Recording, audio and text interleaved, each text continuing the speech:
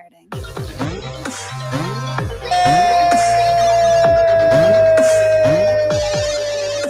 I love that you pulled out the first one. Yes. I gotta go to my comic shelf. What's up? It's right here.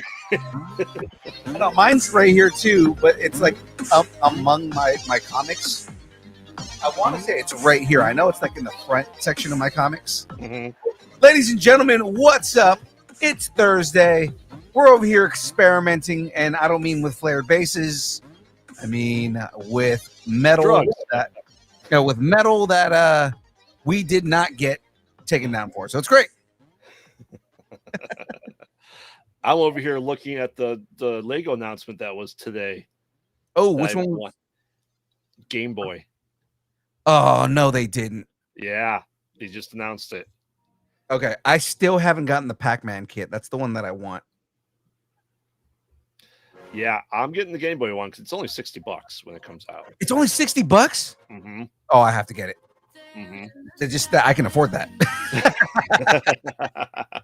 Well, my wife knows since she started Lego. I'm like, if I get anything for my office that's Lego, it would have to be video game systems. Yeah. I mean, Jackie actually likes the video game system Lego kits. Like, of all the ones that we kind of like went over, like, okay, which ones are we going to sell so we can get new kits and everything like that? Mm-hmm. The ones that she was definitely like, well, we're not getting rid of these was the Atari and the Nintendo. So the ones I would buy off of you, yes. Yeah. They're great. I mean, they're great kits just because they're very accurate, but then they also have all the Easter eggs in them, so it's great. I would have to have two though. That's right. Because I would. Oh, you'd Raspberry Pi it? No, I would put the actual board in. Oh, you'd put the actual board. So there's what's crazy because some of the cartridges, it actually has like Lego boards inside the cartridges. Mm-hmm. So I'm sure you could pull those out and like put the boards inside of those. Sure can. I've been researching it because there's also a knockoff Xbox 360 one. Wow. Take it out of the Crocker account, Phil, for the kid. That Crocker account, we're never getting that. I'm just throwing that out there. I don't know for a fact we're not, but I mean, I don't think we're ever getting that. Well, I mean, speaking of people that help keep the lights on and pay us, not necessarily pay us, but we got a sponsor. That's right. Ladies and gentlemen, we are brought to you by the good folks over at Debbie. Oh, hold on.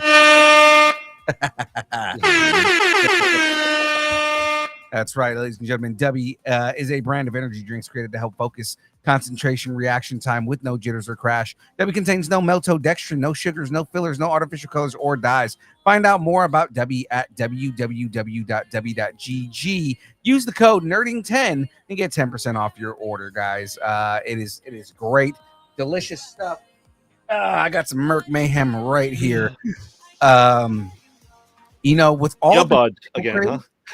With all this pickle craze, I'm sure they're gonna come out with the pickle flavor now. I know. Have you been to Sonic yet? Did you get the pickle boba?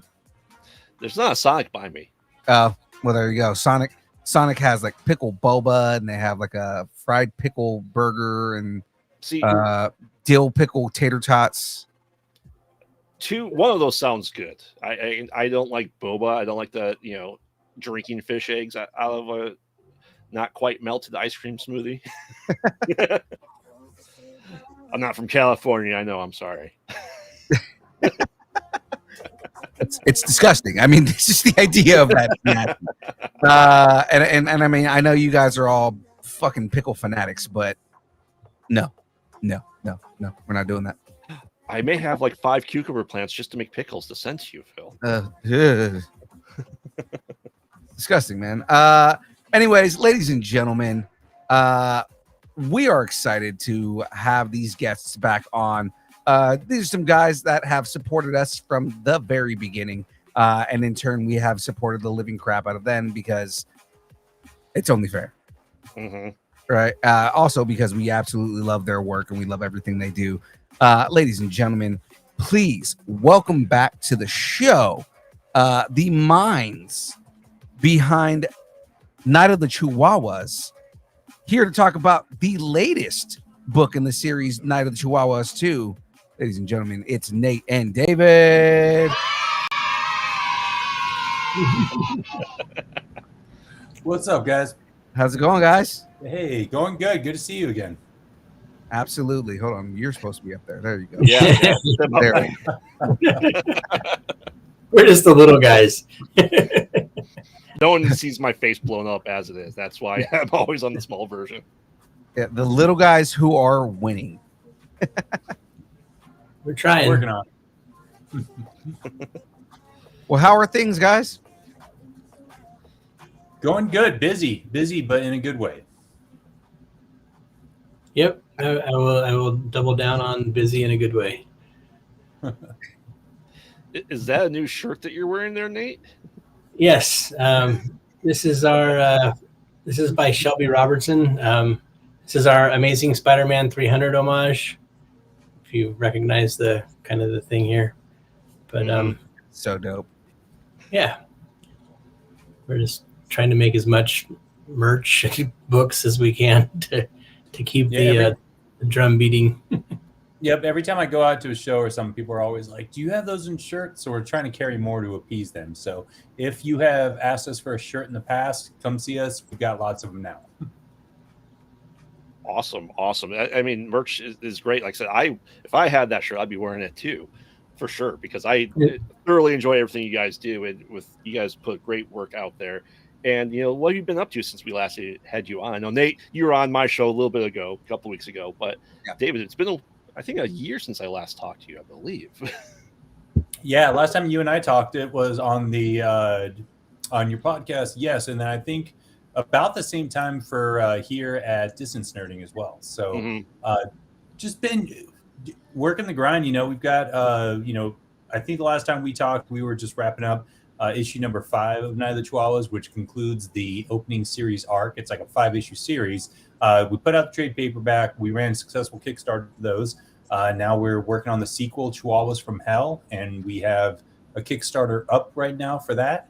And been tinkering with some other projects that keep me busy, but nothing that's getting me out of the day job just yet. So working on that part next.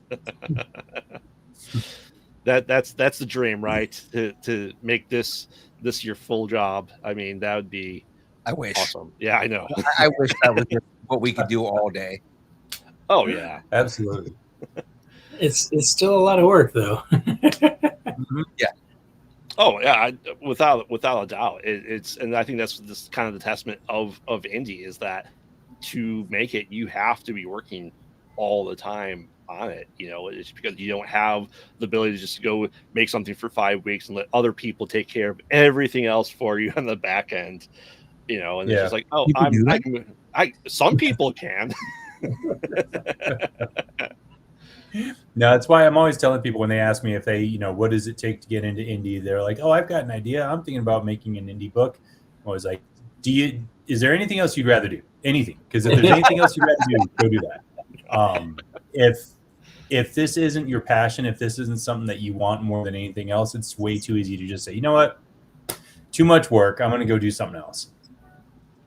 And it makes a difference to have a team you work with that you like and reliable. I think, Phil, last time I was on with you, you'd ask me something like, what do you have to say to people that want to get into the indie comic book making? And I said, don't. Don't do it. But I kind of reevaluated that statement because it's just challenging. And like I just said, finding people that you like, you can work with, and trying to make it fun. I think that's where the heart of it lies. Right. But I mean, you guys, like I said, are killing it. I think you're at 10 states now distributed to. I think that's what we said, Nate. I know it's over 60 stores now, but I don't know how many states. I haven't counted that. Pretty much up the West Coast, if I remember right. So we're in Washington, Oregon, California, down to Arizona, Nevada, Michigan, Florida. Ooh, Michigan and Florida is like, that's the offside. Yeah, that's where we're trying to invade the east side. Yeah, Texas. Like if we were drug dealers and we're going to the other side of town. Pause. Why did you do a Spanish accent when you said you were a drug dealer? I thought it was more Russian, but That's honestly what I thought too. I was just like, oh, ambiguous. he went with like the ambiguous Spaniard accent. It's like it's like a Spaniard. Yes, I'm not guilty. I went through the other side of town.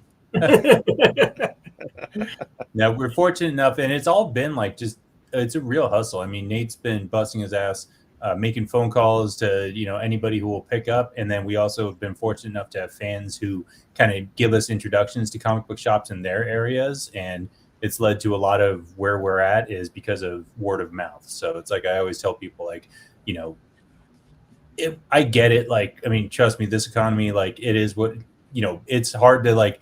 We're asking for more money than you could buy. You can go buy a Marvel comic for cheaper than what we make for what we sell independent books for. But if you don't have the money to support us financially, telling people about us, like, sharing our posts on social media, doing stuff like that, Right. like that doesn't cost anything, but it's the world to us. It opens so many more doors. And even if it doesn't lead to a sale, just knowing that we've connected, knowing that somebody enjoys our work enough to talk it up, I mean, that's worth the price of a comic book or two, in my opinion. So Yeah. Tell your friends about me. Yep. Oh, On yeah, the east side. On the east side. I'm doing what I can here in the Midwest for you guys. You are on my postcard of friends and families of the show. I have everyone there. I'm always wearing my distance starting hat every time I go out in public, just because. Why not? I'm still bald, but but no, like I said, I'm going to Days of the Dead here, hopefully in November, and I'll have the QR code if that still works from what you guys sent me last year, just to have it there at the table too, just to hopefully get you a couple more scans, a couple more eyes on your guys' work. Appreciate it. Yeah, we love Distance Nerding. It's so awesome. I love my sticker on my hydro flask as well. I get to tell everybody what it is, and yeah, just good group, good people making good content, and what's not to love. Oh, we appreciate that, man. Thank you. Yeah. We have like half of TikTok hating us now, but I mean, it is what it is. Just That's half. a good thing, Phil. I think you should wear that like a badge. I think that should Oh, be I do. considered an achievement. I do. Trust me. Trust me, man. Our executive producer, our new executive producer, he has made a point, because he does all of our cuts all of our reels and everything. He has made a point that anytime I say anything controversial that's going to piss people off, he's like, "Yeah, no, we're making that into a reel." I'm like, oh God, okay. You're gonna get egged going down the street. He literally named one of the videos, the video that's coming out tomorrow, as the video that's going to piss off MAGA, and I'm like, oh God. Yes. I mean, I'm here for it. That's how we do it, because we love the half hate watches that we get. That's the thing, is like 90%. I've learned, what I've learned is a lot of people half hate watch, right? There's a lot of people who will hate watch your content, but only watch like the first second of it and get pissed off at the first word, and then not listen to anything else and make assumptions based off of that one word you said. Mm-hmm. Yep. And then they go and form their own reaction video based on that 1 second that they watch. I've only had one of those so far. I had one guy do a reaction video, and then I reposted it, and he took it down. Was it for the one I thought it was? No. Not for Zelda? No, it wasn't for Zelda. It was for the one that gets all the hell the hate. The Aquaman should be Samoan. Oh, okay. Yeah. That's cool. I don't know if we could start to plug real quick. Please. Oh no, we're here to talk about all this. We just kind of do the shit, but I've got so much stuff to get away. I want to start talking about it. Oh yeah. So you guys are working on book 1 of the new series, correct? Correct. So Awesome. Shelby Robertson did our variant cover, which is the one that Nate's wearing the shirt of. Mhm. And then the guy who's doing the interiors, his name is Jeff Monk. He did our A cover. And I call him A and B covers, Nate. I don't know if that's the parlance that we're using, but the main cover is Jeff Monk. It's kind of an H.R. Geiger-esque cover of the Chihuahuas. And then Shelby's, as you can see, is the homage to Spider-Man. Yeah, But you had basically me on H.R. Geiger. Oh, and then he actually, so on our Kickstarter, we have another H.R. Geiger inspired cover that's just going to be done on metal, and it looks amazing. It looks sick, like really cool. It's a cool illustration, and then on metal, it's just perfect. It was a band album cover called, the album was called Brain Salad Surgery, and it was an English band. I don't remember the name, but somebody referred to it as Electric Light Orchestra, but I don't think that's the right reference. It's not ELO. I don't think so. I mean, I looked it up, and it was like Parker and something and something. But yeah, Jeff, he's like, I want to do a different idea. He's like, I just want to show it to you.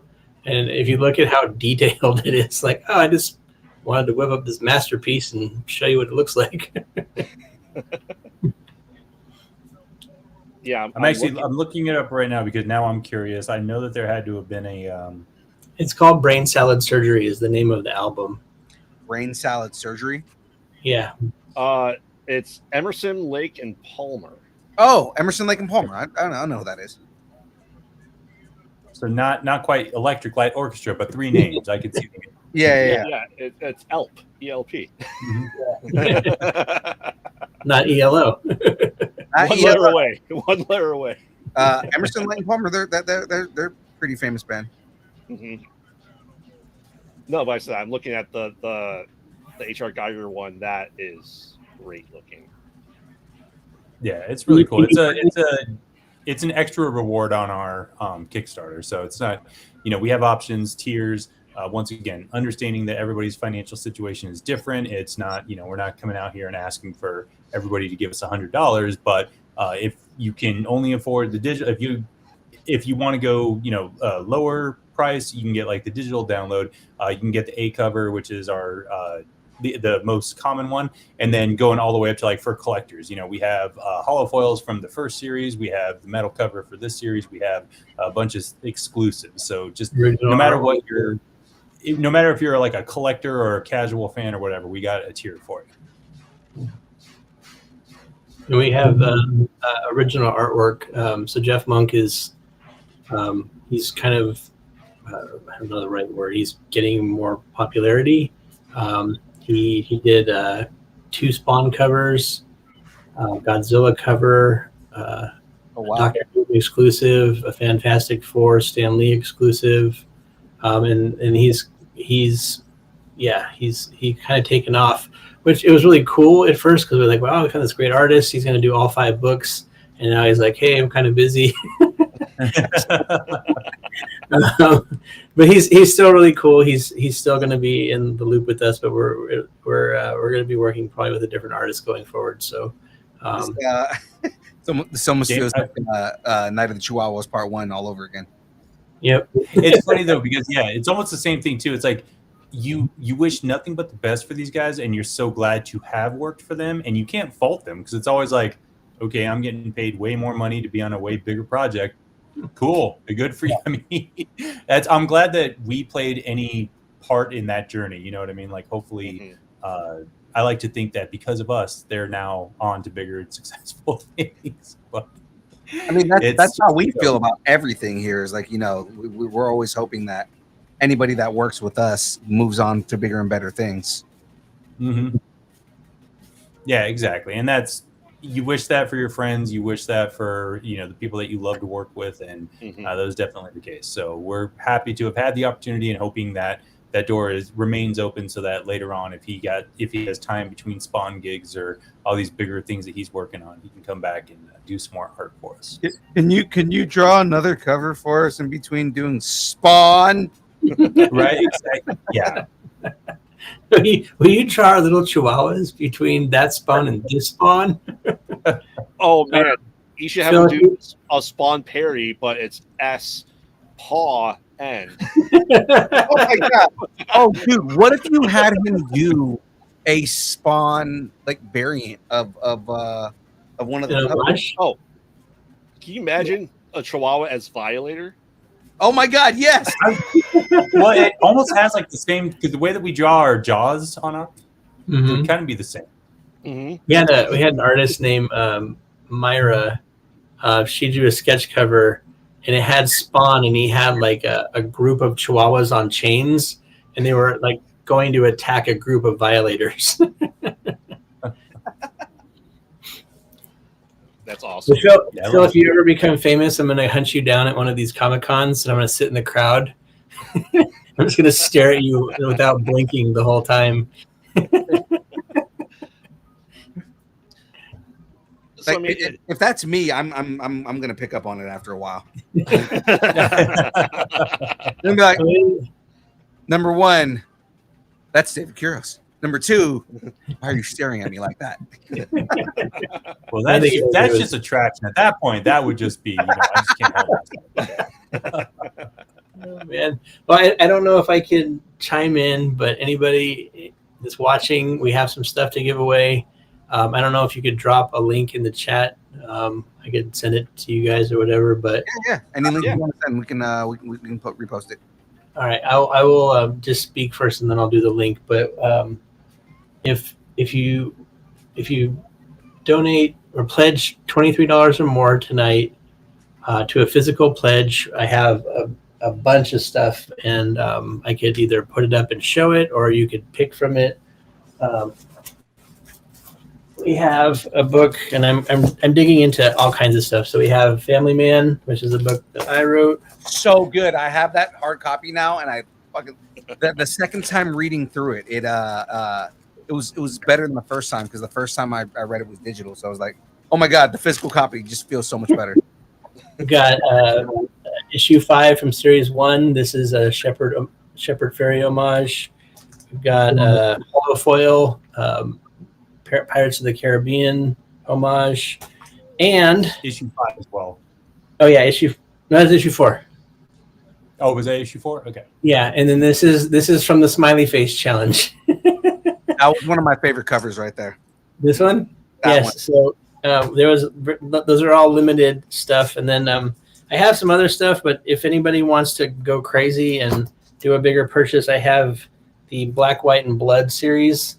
All 5 covers for Night of the Chihuahuas one. Hold those up closer to the camera so that they can see. Those are my favorites. So I'll do them in order, so that helps. So here's issue 1 by Anastasia Still Smoking. Issue 2 by Tim Hahn. I almost said his brother's name. Issue 3 by Victor Irizarry. No, hold on. No, this was issue 3. Issue 3, the little Chihuahua Smalls action. Mm-hmm. That was another one of my favorite ones, was the Chihuahua Smalls. Then The Last of Us homage by Jay Photos. And then this is what is supposed to be like Ghost Rider. We call it Ghost Biter, and that's by Tina Michelle. So yeah, that's I have that stuff for you guys. So if anybody wants to from the chat hop on, I will send the link, and you can start giving stuff away. I would say, I don't know. If somebody makes a bigger purchase, we can look at that. I feel like I should put a dollar amount on it for those 5 books. Yeah, otherwise it's variable, and people will say, "Hey, I made a big purchase." Like, what's big? It's like over $100. Those books are $50 a piece. It's a limited run, so anything over $100, you're going to get hooked up. Tonight only. Graveyard's like, I'm going to do it. for distance nerding fans and family only. Graveyard already signed up 3 times. I'm just on that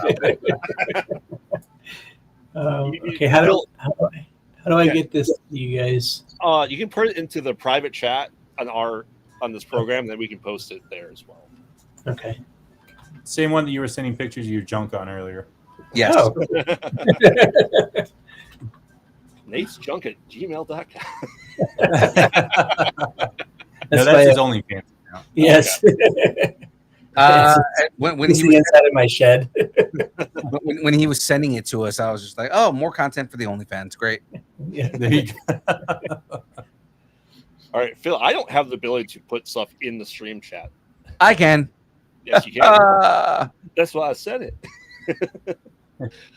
So, I mean, guys, this is awesome. We have book 1 coming out. Do you guys have any kind of lessons learned from the first run to this run then? So the first one, because it was from a story standpoint, because it was inspired by a feature film script, the placement of the act breaks kind of worked out. Like they ended up working out, but like this time going into it, writing it strictly as a comic book script, really learned a lot as far as, you know, where those issue breaks go, how to make sure that, you know, on the page turn, something dynamic happens that kind of forces the audience to turn that page. So really focusing on that. We went bigger with this one. This is it's a bigger project, you know, and I say that like, it didn't cost more money as far as like, you know, we didn't have to get more Chihuahuas. We didn't have to get an elite team of mercenaries to show up and try to shoot their way out of the situation. But, you know, there's more in the story. So we went James Cameron with it, where like after, you know, the first Terminator was kind of like a little bit more of an intimate, almost like a slasher movie when you consider the fact that they're just on the run from this unstoppable thing. The first Night of the Chihuahuas was more of a campy horror script. This one, we lean more into the action. We have, you know, just like in Terminator 2, just like in Aliens, Cameron loves to go bigger. We went bigger as well. So we have a team of mercenaries that show up at the behest of the IFIT Corporation to try to cover up their involvement in what happened at San Miguel. They're forced to team up with the survivors there once another litter of Chihuahuas arrives. And this one is meaner, tougher, and more bloodthirsty than the first litter was. I noticed that immediately when reading it. I was like, whoa, they're way more aggressive than they were in the last series of books. Yeah. You find out why. You find out that it's going to be a 5-issue series, just like the first series was. You will find out why. You will find out there's a lot of secrets that are going to be revealed in the next 4 issues. And I don't want to say too much, but it goes places that I've just been so happy to, as I'm writing this, I'm just like, oh my God, this is going to look so cool across the splash page, you know, across the centerfold and across all this stuff. It's going to be a lot of fun. It's going to be a literal splash page. Yeah, exactly. Blood everywhere. I mean, I can't wait for it. It should be called Two Night, Two Chihuahua. What is it? Two Night, Two Chihuahua. So Too Fast, Too Furious. It's Too Fast, Too Furious. Yep. But as far as production goes, though, like I feel like we learned some lessons as far as Nate, you'd probably be able to speak to this a little bit more than me, but like certain things about, you know, how many variants do you print, how many, you know, books, like how to gauge fan interest, how to gauge, like, you know, what's going to work, what's not, what's going to sell, what's not, what's, you know, where are people going to be more likely to buy certain things than they are other things. So and I know that you've been handling the bulk of that, Nate, so I'll let you speak to that. Yeah, I mean, it's been a kind of an FAFO process. I mean, we're small indie and we don't know a ton. We're just doing our best. We've tried, you know, doing specialty covers. Some people bite, some people don't, but consistently, people like the artwork. Always commenting on how good the artwork is, like how it catches their attention. You know, the homage. I was really thinking about sticking to 2 covers, but when Jeff showed up with that other cover, I just thought it would be fun as a very limited thing. I don't see that kind of running the main cover, drawing too many people, but a lot of people actually know the reference. So, you know, having learned from all of the first series, it's gotten, I would say, easier. People know what Night of the Chihuahuas is, who we are. We have a fan base. It's it's not like we have this huge fan base, but you know, people, yeah, and people support us, and it's growing. Yeah, and all the time. I mean, I don't know if I can divert from the question a little bit, but we were at our big comic convention here called Phoenix Fan Fusion in June, I think, beginning of June. Yeah, first week of June. And I was waiting for someone outside, and I had a box of books because we had ran out inside. So I went and got another batch, and I was waiting for someone. And, you know, it's sunny, it's hot here in Arizona, and stood under the shade of a tree, and there was one other guy standing there, and he saw the box. He's like, "Night of the Chihuahuas! I love Night of the Chihuahuas." So I just, like, you know, he's a fan. I'll give him a copy, and you might remember the words he said, David. He said something like, how much was this? And in my mind, I'm like, because he thought that you bought that box of comic books from United Chihuahua. And the fact that he said, like, how much did that cost you, and not why would you spend that, was he was just like, oh my God, that you got a deal. Yeah. No, but he's a big fan, and this turns out this guy is he's into indie filmmaking, and he's going to make some fan films for Night of the Chihuahuas, and it just like it's a testament that we're was it creep principle, like over time, pressure affects change or something like that. We are getting out there, and 60 stores. I think there's 2,000 stores in the United States, but we've been calling. Somebody just pledged. Thank you. Woo! Yay! We've been calling stores every week, and trying the old-fashioned way, like make a phone call, shake a hand. We're not. I don't think we're ready for like big distribution, but we're inching our way forward, and I'm surprised David hasn't left yet. So. Where would he leave? He's just like, I'm leaving to go do my own thing. Yeah. Your own thing already, man. So I want to go do my own thing. I think I want my creative freedom. We have him chained down. I think the next thing down the road, the in the scope is the Chihuahua-verse. And I could let David speak about that. Yeah, it's just the idea that these things are going to be, they're not after this. I'm not spoiling much when I say after this second series, they're no longer contained to this small town in the middle of nowhere in Arizona.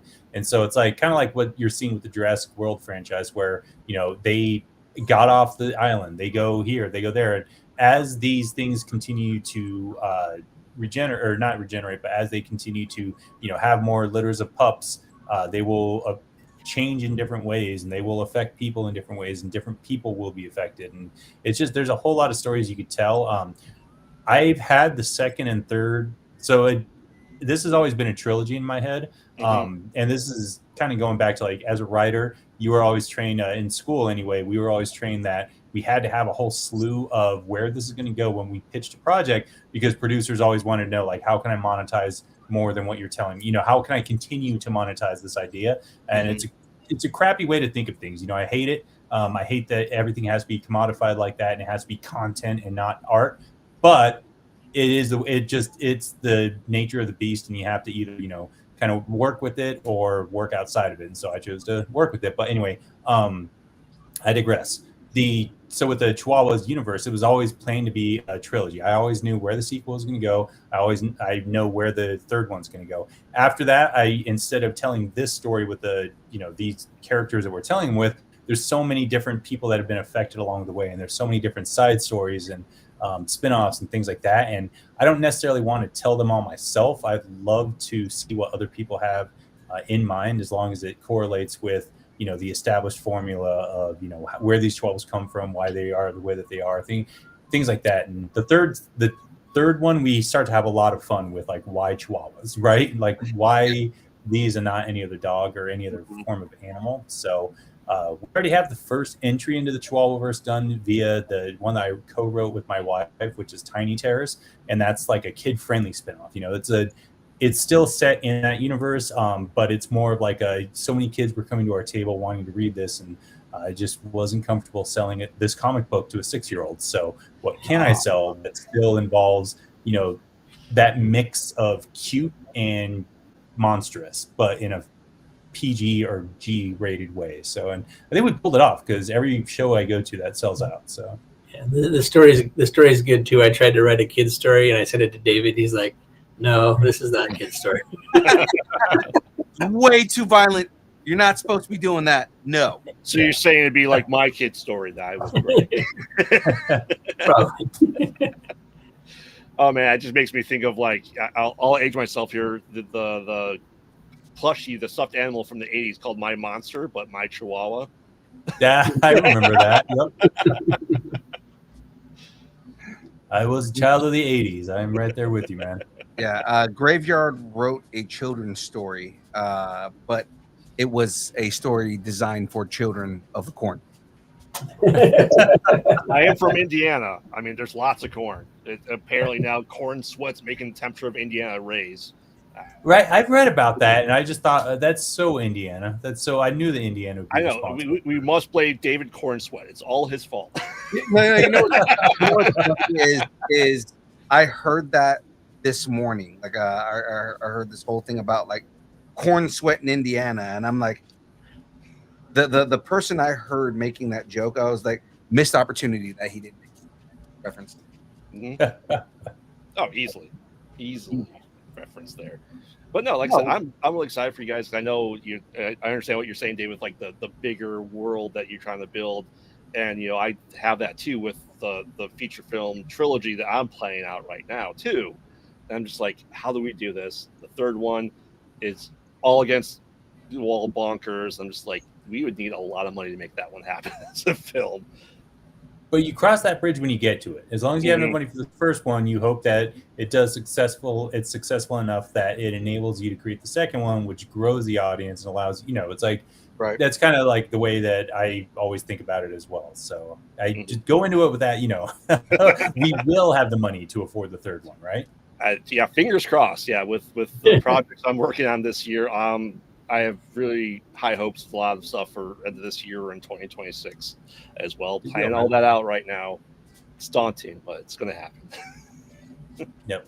You know what? The world needs good, fun, creative horror right now, and they always say, I actually almost did my thesis on this, but like tracking like economic downturns and societal upheaval with horror always peaks during these times. So the next few years are going to be very good for you, man. They are. And I'm working on a project called Decades of Horror right now that we are going to do shorts, 5 to 7 minute shorts for each decade, and pick like the genre and stuff like that. And we're going to look at that societal norms that you're talking about in that as well. So we're planning to do that project. We're kicking off the first one here in a couple of weeks. I'm excited for it. It's a silent one, so I can just shout at the actors and tell them what to do because it's silent. It doesn't matter. Very cool. Silent film, man. Come on.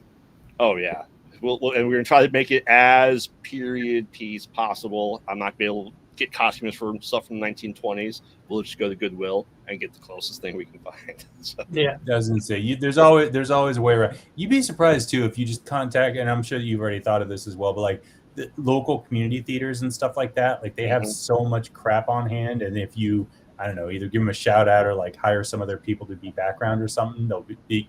I've seen people that shot. I knew some guys locally who did something like that with like a speakeasy, and they got a whole 1920s, 1930s wardrobe that way. So just made me think about it. Yeah.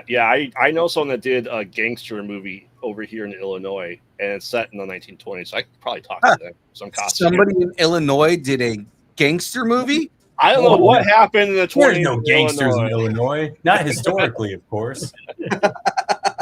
They all lived in Indiana, ironically. But no, I mean that's awesome. Like Connecticut, New York, right? Like it's like everybody does crime in New York, but they live in Connecticut. No, when I was in Indiana, we would always go across the border because on Sundays you couldn't get beer in certain counties, but you could go across the border to Illinois and get all your good stuff. And then they say that like nowadays that people in Indiana just bring over the guns to Illinois, get the beer on Sunday, and then go back across the border.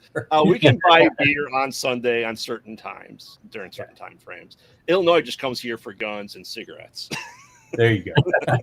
We go there for jobs. Man, but no, this is exciting. Do you guys have any upcoming cons that you're planning on doing? Are you kind of going to, like with this next run, go to more cons if you're able to? Yeah, we're trying to figure it out.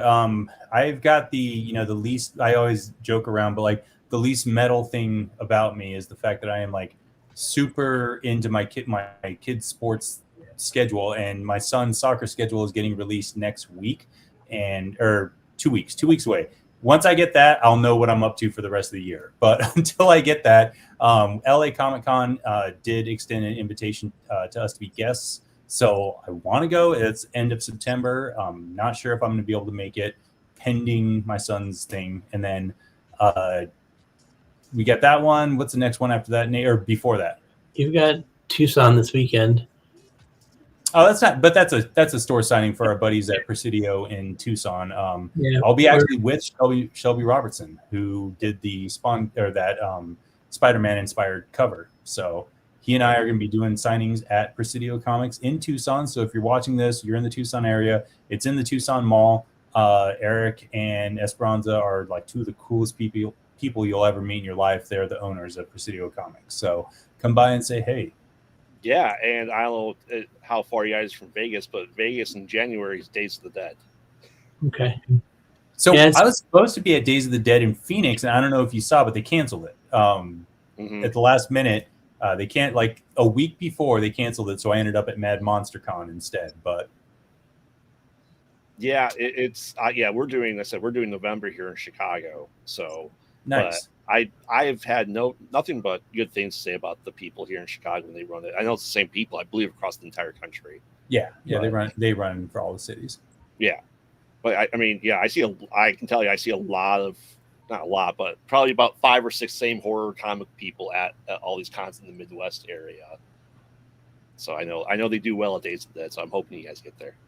Yeah, the strategy for Night of the Chihuahuas and Pork Chop is to get out into different areas. So, going to Boise wasn't like, it's not a gigantic show like, LA Comic-Con or MegaCon or whatever, but we want to get into different areas because people hear about us, they usually like us.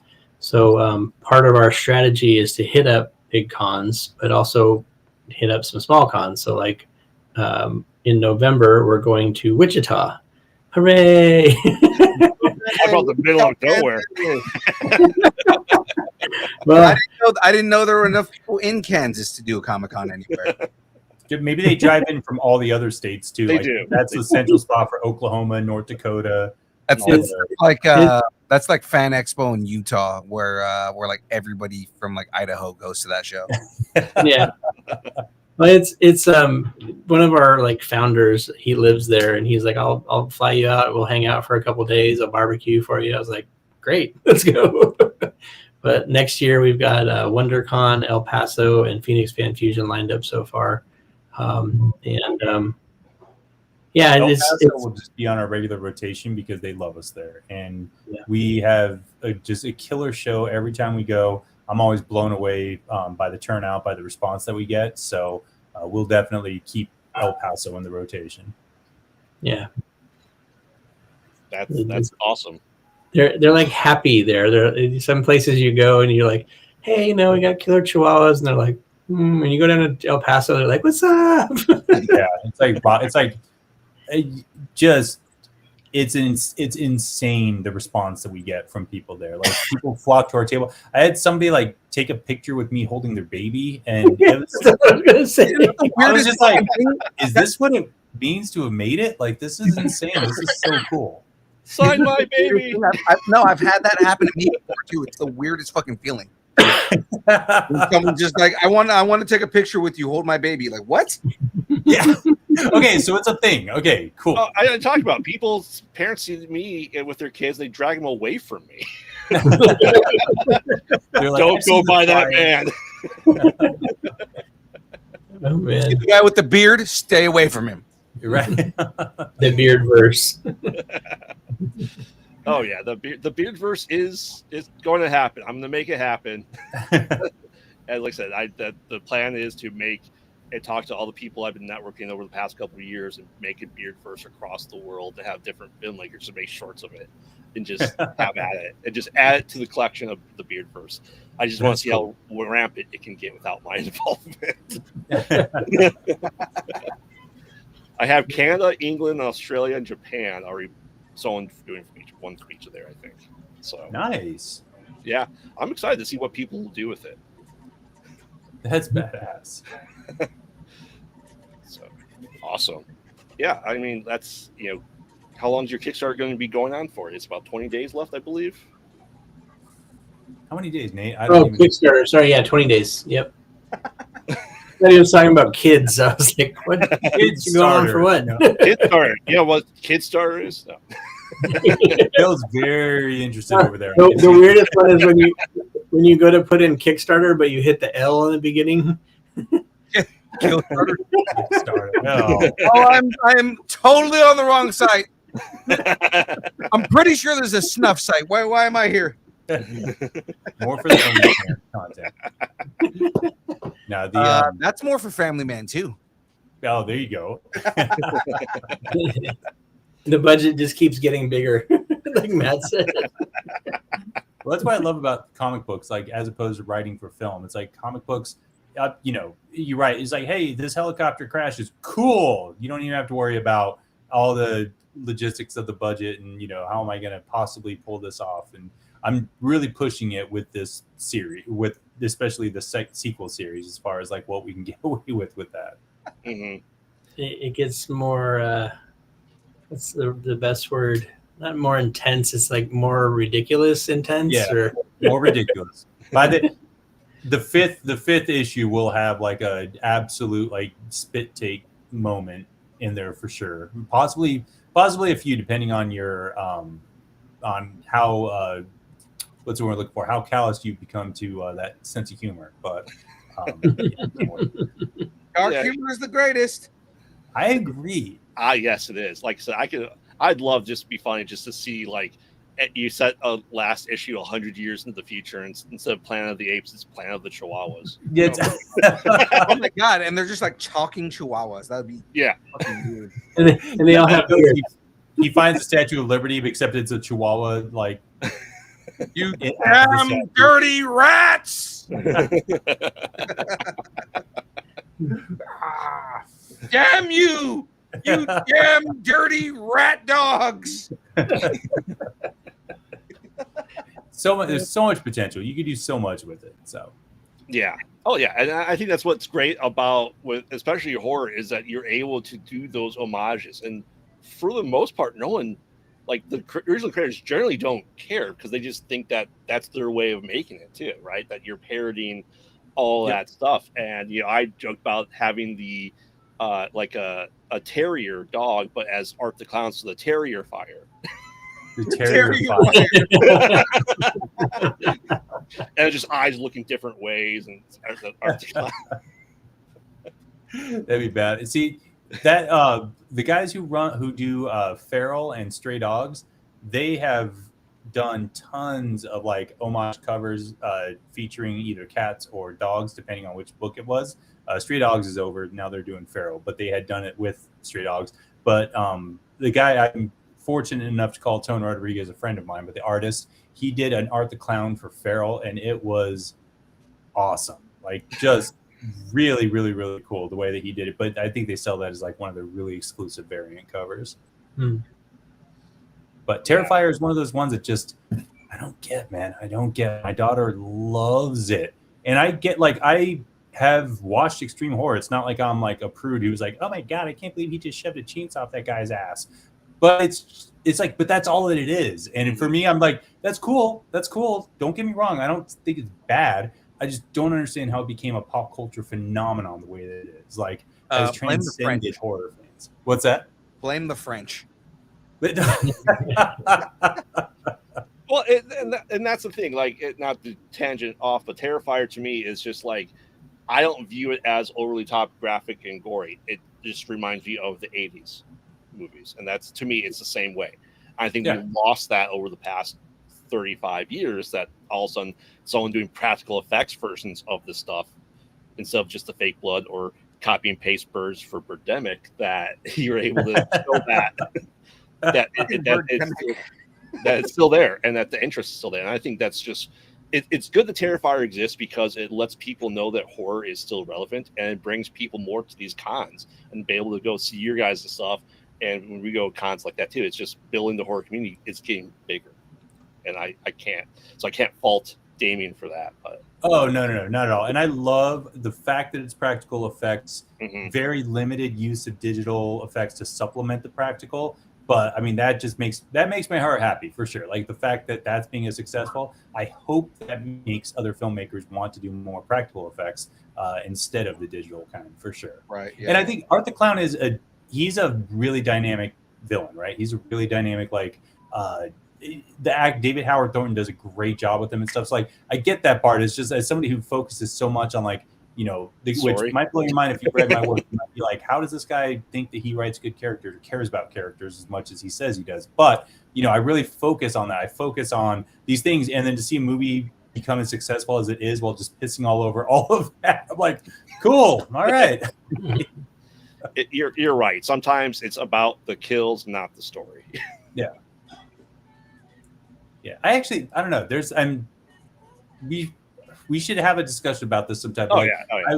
I keep thinking about like, going back to I was going to write a thesis about like, the slasher films and economic stagnation and stuff like that. The crisscross between them. One of the other things is like, I've noticed like the more horror, I've always been a horror fan, but like the more I get into it, it's like, what other genre wears like shirts and costumes and stuff of the villain, where like, if you go to a horror con, you don't see anybody dressed up like Laurie Strode. You don't see anybody dressed up as, Jenny from Friday the 13th. As like any of the final girls or the heroes.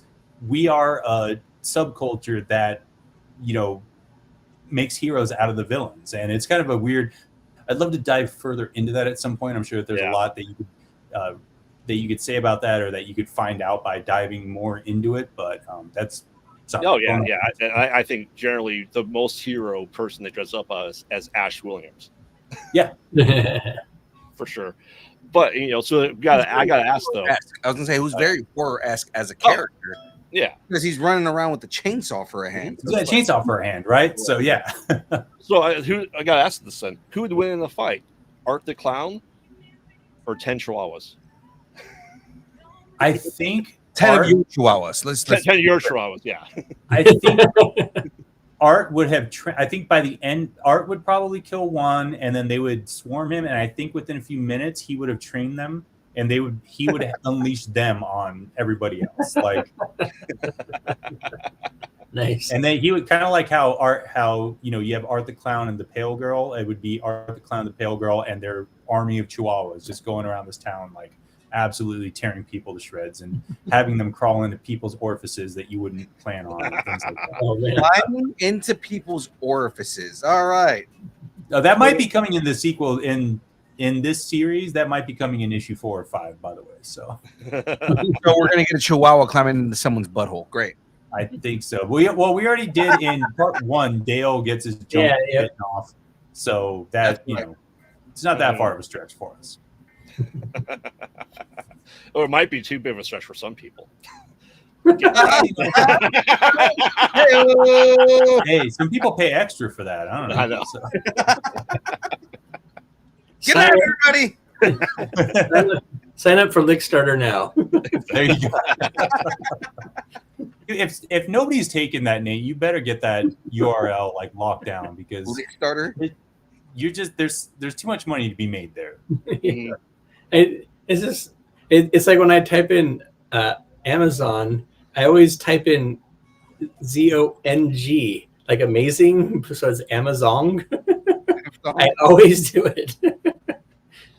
Well, Eric's there. Eric's there. Hello, Eric. I mean, what's Wonder Woman wear? Wonder Woman wear? An Amazon.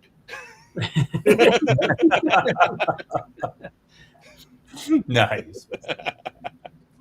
Stares creepily at Nate, says Eric. What's up, Eric? Good to see you, bud. Awesome. Yes, I see you in the crowd, young man. Stares creepily at Nate.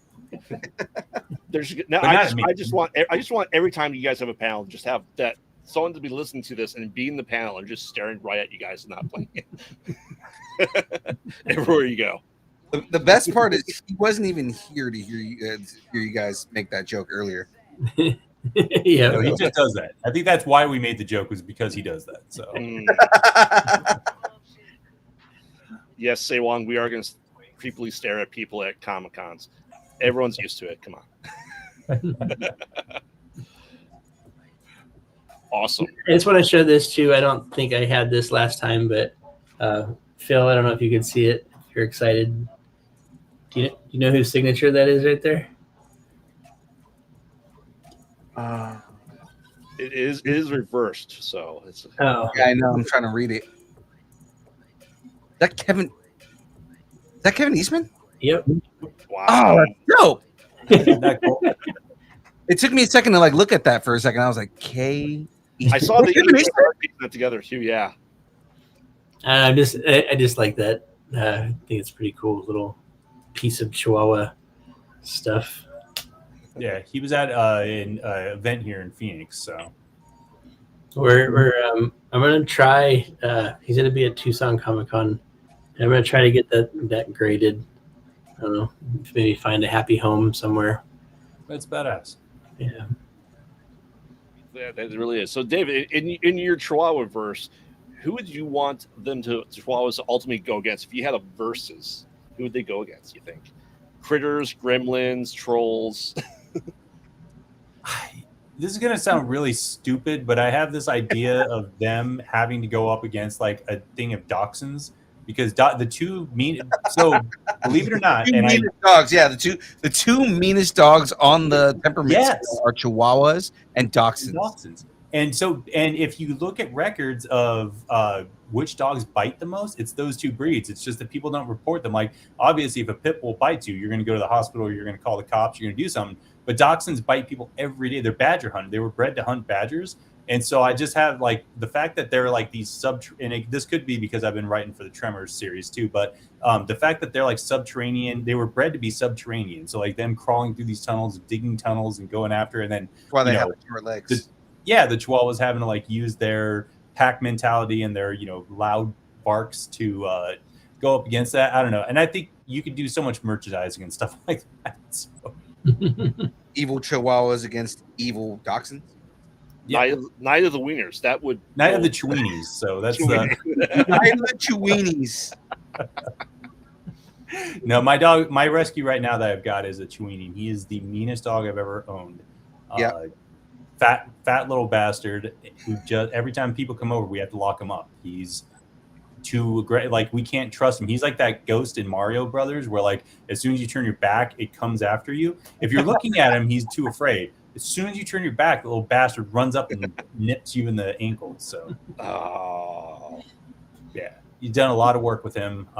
He's great with us. He loves the kids, but not as anybody that comes over, he hates you. So, I don't know. Always inspiring for horror stuff. So you're saying he's perfect to take you with cons if you want to have a Night of Chihuahuas live action skit. Yeah, it's like, why did David get sued by somebody who tried to pet his fat dog?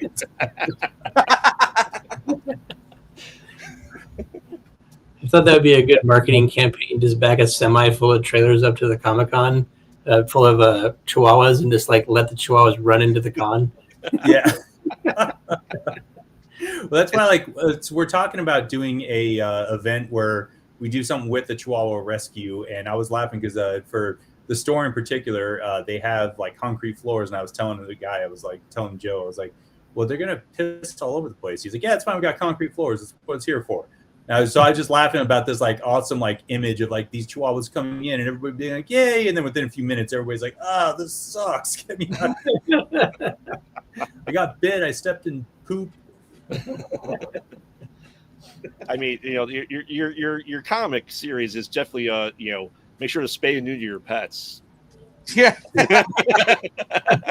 Sponsored. We by. need a picture of zombie Bob Barker saying that at the last page, the inside back cover.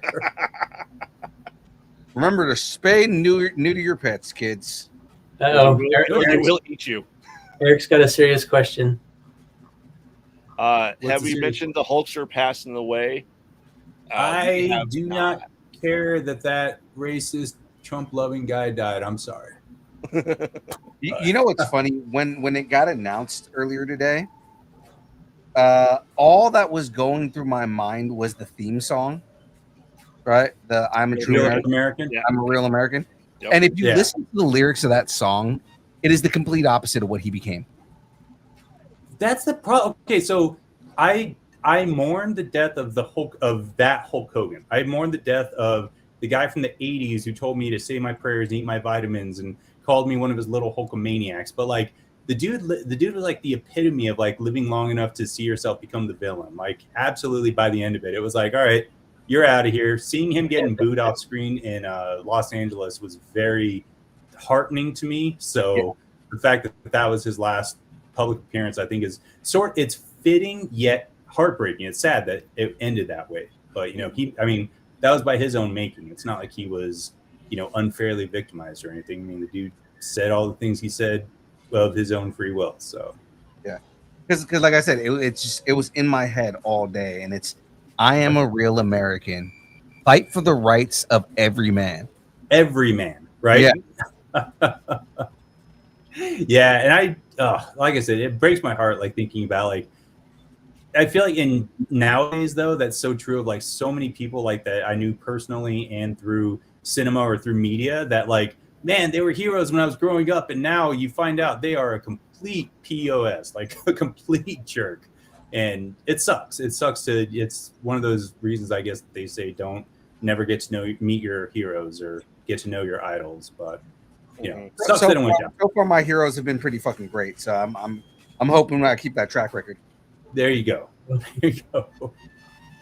Yeah, we got another pledge. Is Jose Perez in the stream tonight? I don't think know so. that name. Okay. Well, Jose doesn't get anything if he's not here.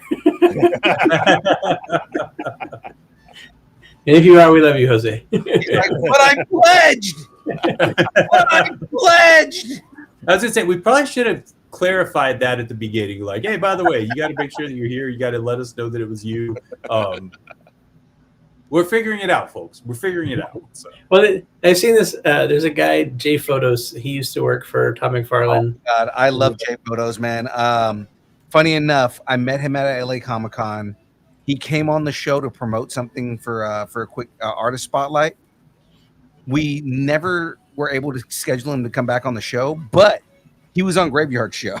He was. Nice. He was on my show. Yes. February. I'm like, yeah, I know that name. Definitely. Yeah, he was. Yeah, Rising Rebels and Creature Features. Yeah.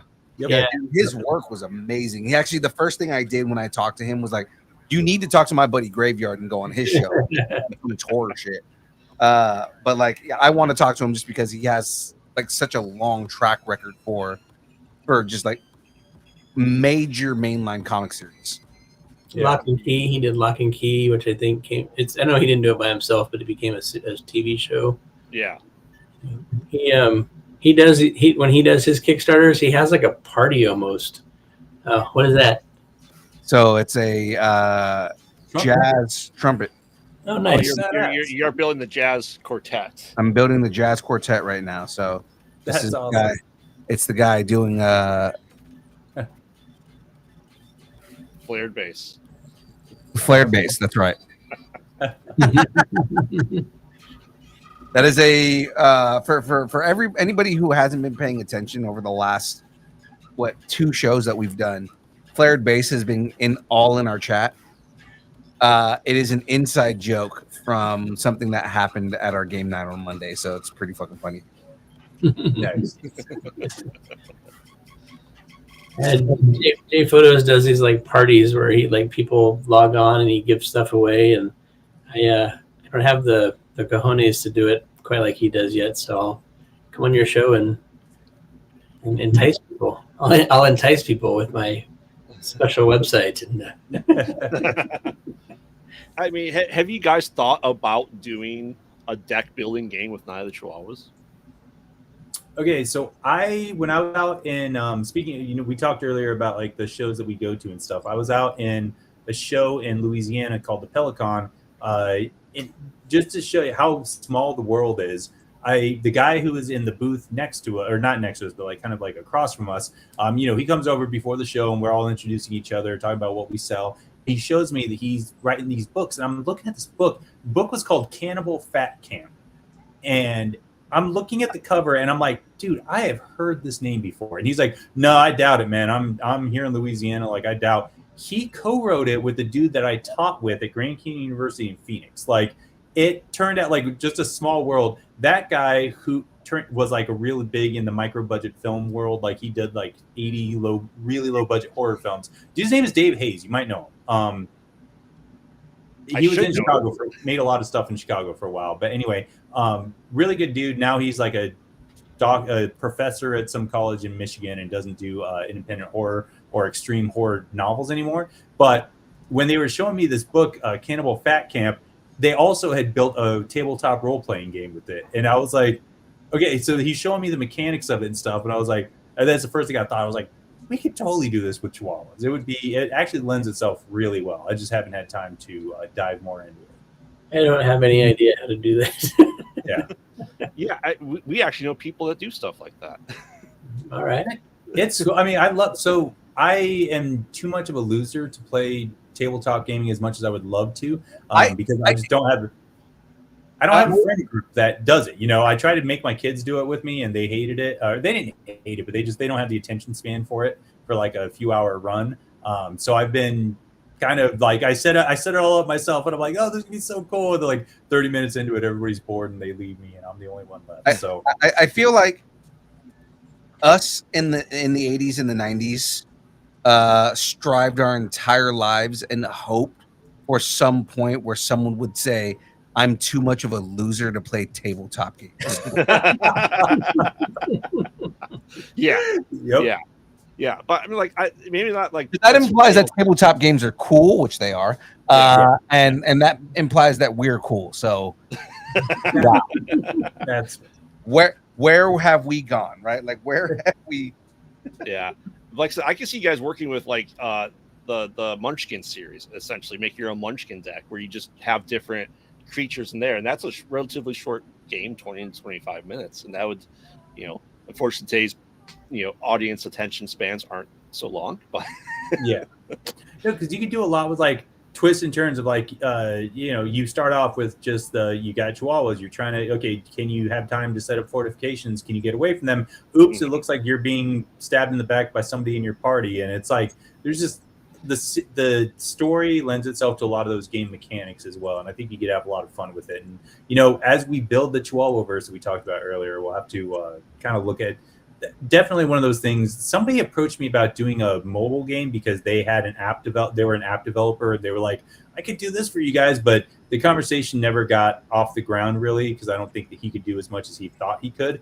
But that's another thing that kind of stayed with me as well. I was like, oh, that'd be kind of fun to do like a side scrolling, almost like you could do what do they call that? The tower defense thing, almost with like, and then because you got waves of the Chihuahuas as they continue to mutate, they get into like, you start with your small cute ones that are just mean, and then you get the more and more, and then in this one, the first issue of the second series actually teases what our big bad is for this one, and it's the end result of what happens with this mutation. So yeah, I saw everybody reacting to it, and I'm like, I want to see it. I don't think it'll disappoint. It's I'm not going to say what it is. Obviously it's a Chihuahua. It's something, but like what Chihuahua and what kind of mutation? That should be a pretty fun surprise, I think. Yeah, I'm excited. I as you know, I have the first run, just right over here as well. It's just something that I think is just awesome to make this, especially as a horror guy. Even if it wasn't a horror guy, we have people that are non-horror comic book creators on the show too, and I support anyone as much as I possibly can, because indie support indie. I'm always going to say that. Even if I'm not indie, at some point in my career, I will still support indie. That's awesome. Thank you very much. And I definitely feel the same way. Like every time I meet somebody who does indie, I'm always like, man, I'm there with you. I know the struggle. I know what a grind it is. And like, my wife yells at me all the time because like when we go to cons, she's like, you're supposed to be making money, not spending money. I'm like, yeah, but the money's got to flow. Like we have to redistribute the wealth to our fellow creators and help each other out, kind of, plus I like to flex. So. That's both the right and the wrong mindset, right? It's like the right mindset because you're supporting everybody, the wrong mindset because money. Yep. Yeah. Because money. And if only we could just trade what we have with other people. Yeah. The barter system. Yeah. I can do that too, but indie barter system. Mm-hmm. Mhm. The initials for that are IBS. No, like I said, I just can't wait to see this grow for you guys, because I know it will. I know even if you're at 8 to 10 states right now, you're gonna get to the Midwest, you're gonna get to the East Coast, you'll get to that 2 people in Rhode Island that exists. I think I swear there's only 2 people that live in Rhode Island at this point in time. Okay, so Nate, are we in Indiana yet? I don't think so. Okay, I've got to go back. I keep saying I'm going to get back there for like a homecoming or something. I've got to get us in there because I know that there's the same place in West Lafayette that has been there forever. Like I got to figure out a way to get in front of them, and then at least we could cross that one off the map. It's we're in a store in Hawaii, and when we went there, the buyer was there. We met him. He saw it. He bought everything that we had, and we just built a relationship with him. And I had this mentality. It was like, like, why doesn't everybody love Chihuahuas? Like it's the best book ever. And he told me, he's like, look, some people are going to like your stuff and some are not. But the ones that like your book, I'm sorry, Eric popped up. That's what she said. The ones that support you are going to talk to you, and that's where you sell out. So that's like where we're on the hunt for now, are those specific shops that actually really want to talk about our book. Not, I look at all the failures of like, I've contacted all these stores and, people aren't biting. And it's like, he's like, you just need your base and just go from there. Yeah. And I think too, it's like, art is not supposed to be for everybody. Art is supposed to be something that's an expression of yourself, and not everybody's going to get it. And that's cool. We're not trying to be Walmart or McDonald's or like something that like everybody is made for everybody or for the widest palette possible. It's like, no, we have a very niche boutique comic book, and people that love it or people that appreciate that love it. And like, we have really devoted fans. We have people that like talk about getting Chihuahua like a tattoo with our comic book logo on it. It's like, there are people that really respond to it, and I'd rather make something for them than try to like cater to everybody else kind of thing. It's like, oh, okay, well, is it too violent for you? How about I tone it down a little bit? Mm-hmm. Is it, not goofy enough? Is it not violent enough? Is it, it's like, no, this is what we made. Do you like it? Cool. It not, is it too violent for you? Too bad. Too bad. Exactly. I don't know anyone that would ever get tattoos of violent things on them. Right. We actually, Jeff Monk's cover on the trade paperback, my friend's son got the cover. He tattooed it, the head here and then down the skulls. So the Chihuahua's like up here. And he tattooed the whole thing. I was kind of blown away. And it showed Jeff. He's like, oh, wow, that's really cool. Yeah, it's especially, like I said, the horror community, we generally get a lot of horror tattoos. Yeah. I know Phil definitely wants an entire back piece done, right? Of just I do actually want an entire back piece done, but it's not horror though. Oh. I guess depending on how you take it, you consider it horror. I'm trying to get St. Michael the Archangel fighting a Gothic dragon. Cool. St. Michael the Archangel fighting what? A Gothic dragon. Dude, that's bad ass. If you get that, I cannot wait to see it. Yeah, I want the Gothic dragon. He's just all black, drinking his coffee at Denny's at 2 a.m. he's got a side part, and it's just just over one eye. Smoking a cigarette, not going to leave a tip. Yep. What And there's a thought bubble above it. Leave me alone, Mom. Nobody gets me. Nobody gets me, Mom. I'm a rebel. I'm a rebel, Daddy. That's cool. No, I have horror my only horror tattoo is Cthulhu, and then I've got the Silent Hill, the Halo of the Sun from Silent Hill. Yeah. I still haven't done this yet, but I still want to walk around with your brochure because I have it. I still want to walk around with the brochure. With the North Korean one that I gave you. Yeah, and walk around. Have you heard the good word of our good Lord? And there was going to be a thing David said at one point where we were going to like let people vote what Chihuahua tattoo he got, but we haven't. We should pick that back up. down with it, but I have to approve the nominees because there's certain ones that like I really like it, but I don't want to get it tattooed. So I don't know if anybody has any suggestions in the chat or hit us up on our website. I still would like to get one done because this has been a very formulative project. It's like we talk about labors of love all the time and how much passion you have to do indie work. And like basically for a long time, I was almost to the point where I didn't know if I was ever going to write again. And then Chihuahuas picked up, and it was like the success of this has, and when I say success, I don't mean like, all the new cars I bought because of it or anything like that, but it's like the fan turnout, the reaction that we've gotten to it, the fact that, we're on a podcast right now discussing it. It's like, It's really invigorated me to continue writing, and my writing has picked up in ways that I hadn't thought possible, 10 years ago. And I think Chihuahuas is, the reason for that. And so I would love to get a tattoo that commemorates that, but doesn't mean I want to get, doesn't mean I want to get any Chihuahua. It's got to be a little bit more than that.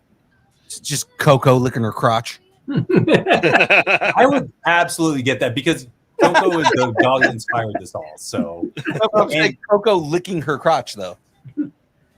Yeah, I'd do that. Sure. I mean, that's so the dog that inspired this, she was like 19, and that's most of the memories I have of her sitting on the couch, like licking, with her hind leg up in the air and her nose buried in her crotch. And then like a minute later, she'd hack up a hairball and then go bite somebody. So it's funny that I suggested that as a joke, and it's like, no, there's an actual memory of that.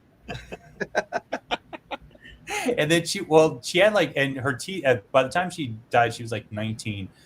So her teeth were like falling out and rotting, and then she would lick herself with this god awful breath, and the room would just, this funk in the entire room. Like anybody who walked in would just be like, oh man, is she licking herself again? And like, yep. I'm sure she had like the old man tongue. Yeah. Yep. Yep. Making that dry noise every time she did it too. Oh, so. This is too graphic for me. There was no comic book code authority rating on here when I got on. Well, David, you have to let me know that place in West Lafayette. It's only about 80-ish miles from me. Okay. So. I feel like everywhere in Indiana is like 80 miles from each other. It's like, how far away is West Lafayette from Indianapolis? About 80 miles. How far away is West Lafayette from Chicago? About 80 miles. Indianapolis is a little farther from Chicago. It's about a 3-hour drive. It's about 180. That's true. That's true. Yeah. I should say everywhere from West Lafayette. West Lafayette was like an hour to get to anything, basically. Yeah. Oh, yeah, for sure. Yeah. The joke was because my grandma lived closer to Indianapolis. Like when we hit Lafayette, like we're almost home, and still another hour. It's still an hour. Are we there yet? I've driven up and down the state of Indiana a lot, and it's just boring as all hell. Yes. But now we got that corn sweat we got to worry about. Indiana will destroy the world. I always say the man that makes corn sweat. I almost feel like doing a reaction video blaming David Cornsweat from that article just to be stupid and funny. Totally do it. Eric says Coco was his favorite character to draw next to Leon. Oh, cool. That's good to hear. Well, that's why you did such a good job of it, man. Awesome. Yes. Anybody else doesn't know, Eric drew Night of the Chihuahuas 4 and 5 for the first series. Save the day. Thank you, Eric. Yep.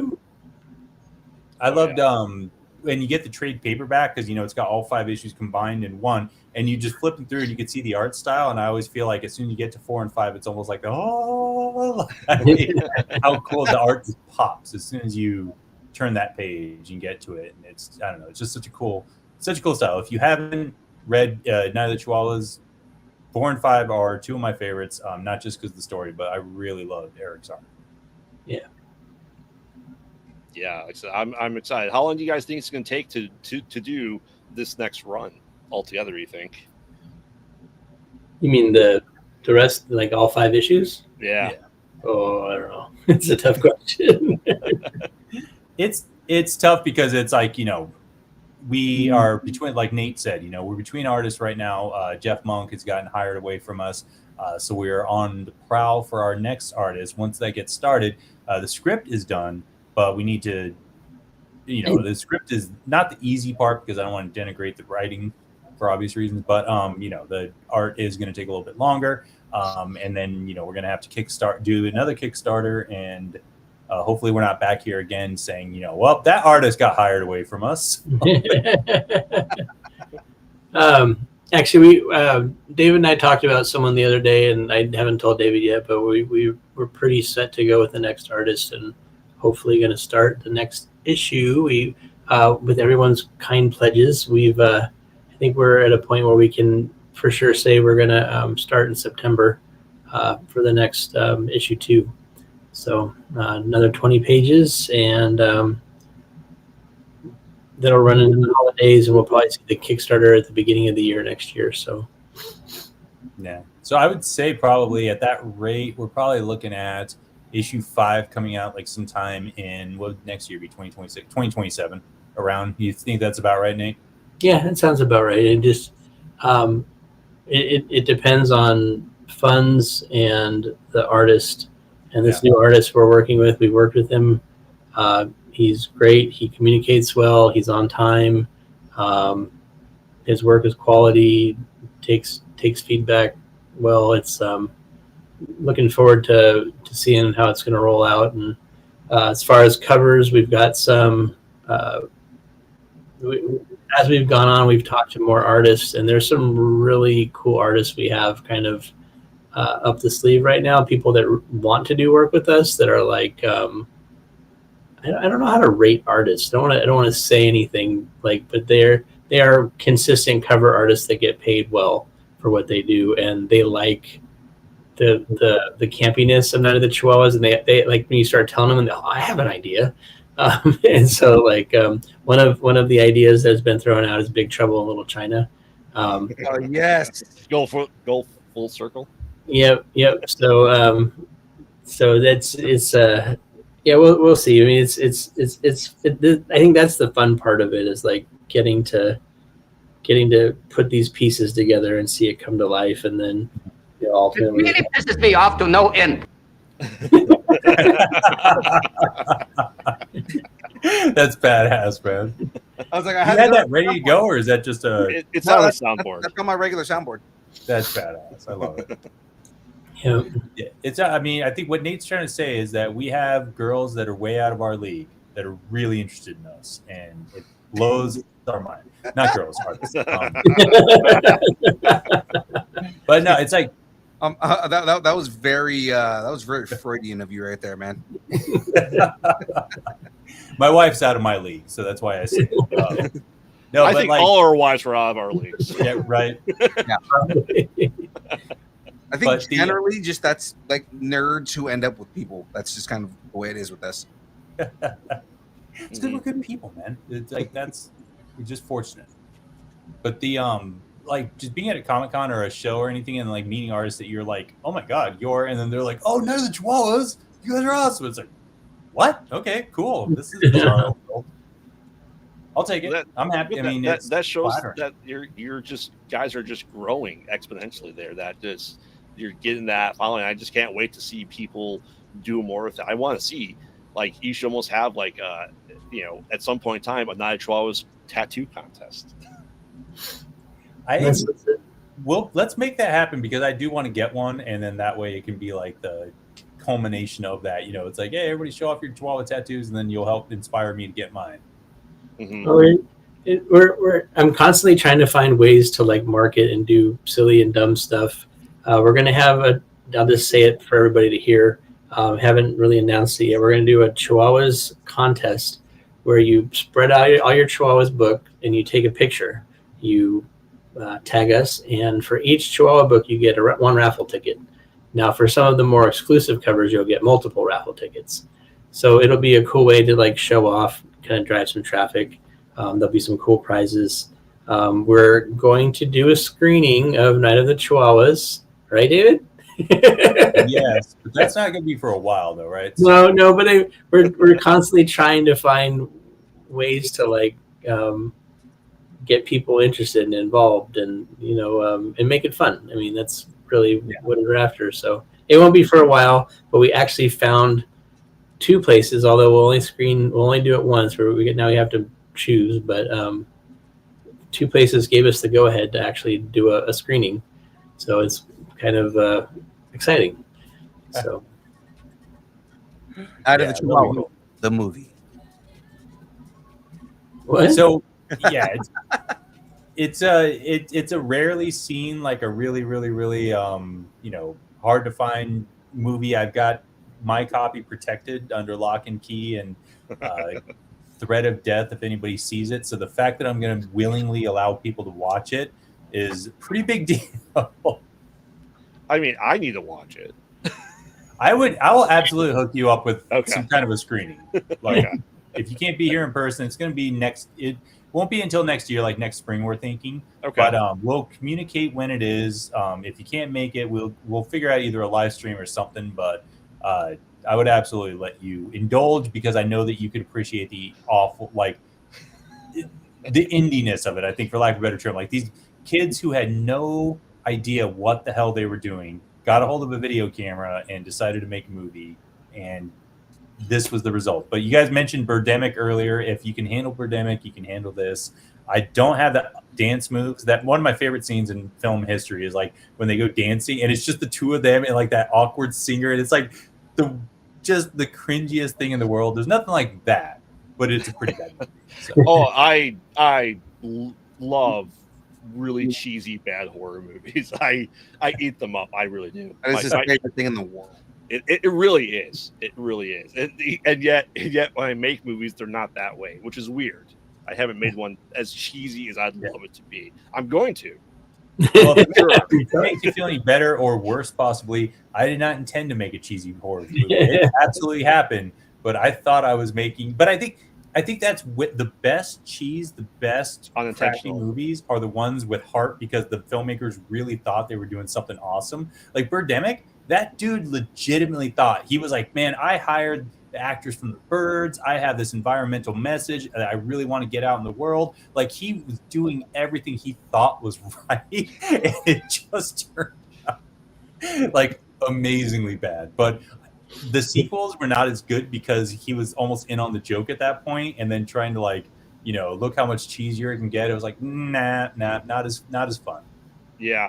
I mean, my ultimate goal to come full circle with everything, I have to do this soon because you're getting older, would to have a movie that Riff Tracks or MST3K makes fun of. That'd be my goal of a movie. That's a pretty good goal. I would feel like I've made it. I would feel like that's the pinnacle of my career if I get to that point. I mean, Birdemic was done on Riff Tracks. I'm just saying, Birdemic was able to do it. Surely we can submit Night Chihuahuas to them, right? The Bill Corbett would probably lose, just be like, what the fuck am I watching at that point? I mean, that would be a pretty interesting marketing campaign, though, is to say you have the rights to do the jokes, or even sell this as like a collection with their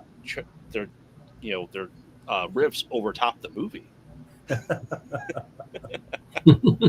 Oh, that'd be amazing.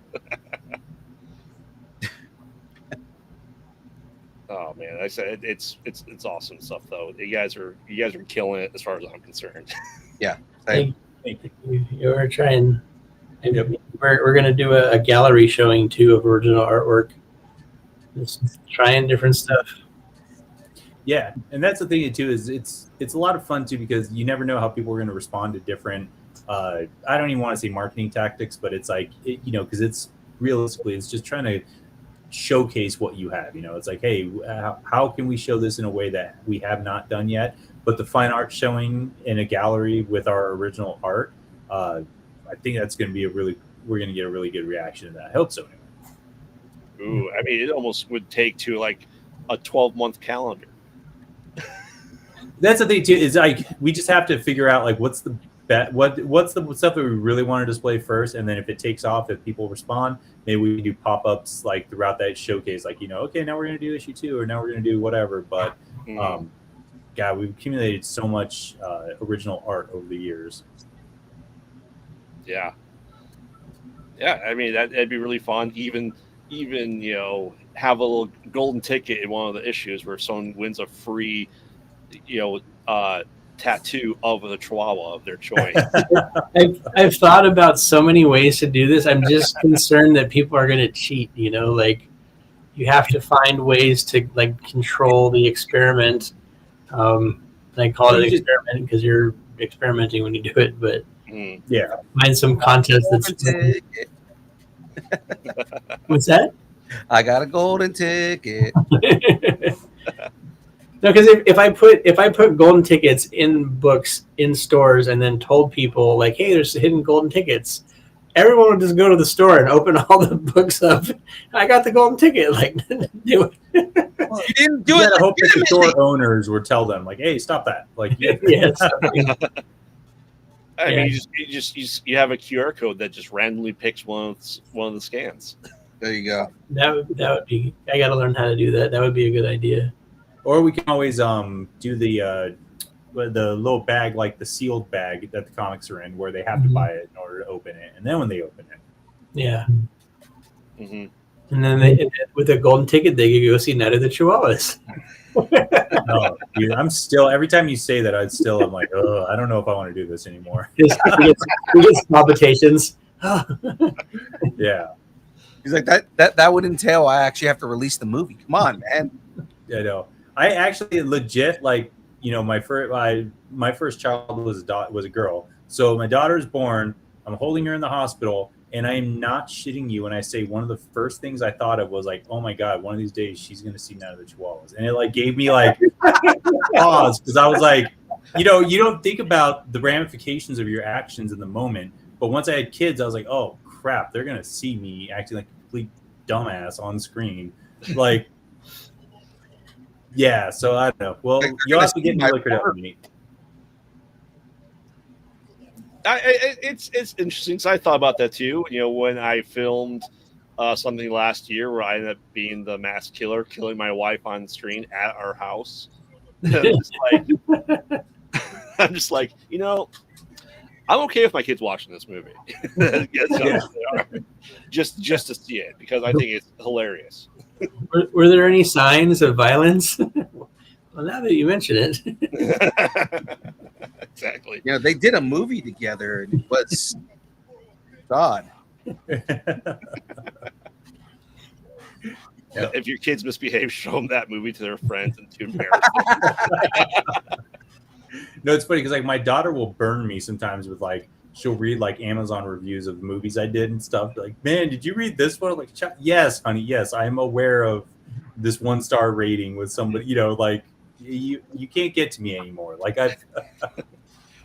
Well, especially yes, I've seen all my movies. Don't. Exactly. Oh yeah, with horror dads, we always go with some of their stuff, especially guys on the West Coast. Someone's like, "This is the worst movie I've ever seen." They go, "Thanks for the $5." You spent money to watch it, all right? So you said it was the worst movie you've ever seen, and you still paid for it. What's behind this curtain? You must pay to find out. Exactly. See, you just have, your daughter starts dating. You have family movie night if you want to scare the boyfriend away. Yep, I'll be like, this is. You'll never forget this face right here that you're about to see on screen. How creepy would that be? If you pay me $10, I will do something that is even more. It's going to piss you off even more. I know you want to pay for it. Go for it. Yeah. Yeah, making these crappy movies was a whole lot more fun before kids, but I did just shoot one. I found it more fun since kids. Yeah, I was gonna say we shot one 3 years ago, which unfortunately still has not gotten out of post production. There's like a big holdup with the producers and the two of the producers basically are fighting over it. But anyway, we shot in Wisconsin about a killer deer. I wrote it.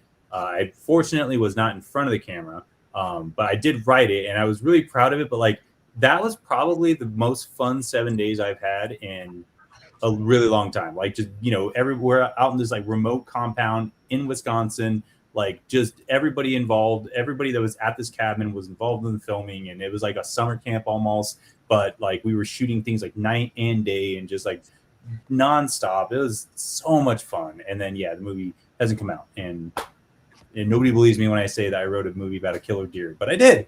It was fun. Oh yeah, it's my wife would tell you it's not fun when I do movies, but I have a blast on set. I use this every opportunity I can to make a film, to make a short, to get on the set, because it's such a different experience from my normal day job. That's just like, it's go, why can't I make enough money doing this to not have this day job? I'm reading Eric's comment about in the thing. It's like sitting right next to the daughter's boyfriend, shoulders touching while the movie plays. The most embarrassing parts of the movie, I think he knows exactly what it is because he had to draw it in the comic book. But like, there is a scene of non-consensual man-on-man goodness, and I will absolutely just look in my daughter's boyfriend's eyes as that scene plays. You're just giving them a. Yeah, exactly. There's no stunt double for this. I'm still into indie filmmaking. There's a casting couch out back. Right. Well, you should put on the old VHS tape. Put on it says "Daddy's special tape." Daddy's special tape. Okay. Once again, I did not sign up for this.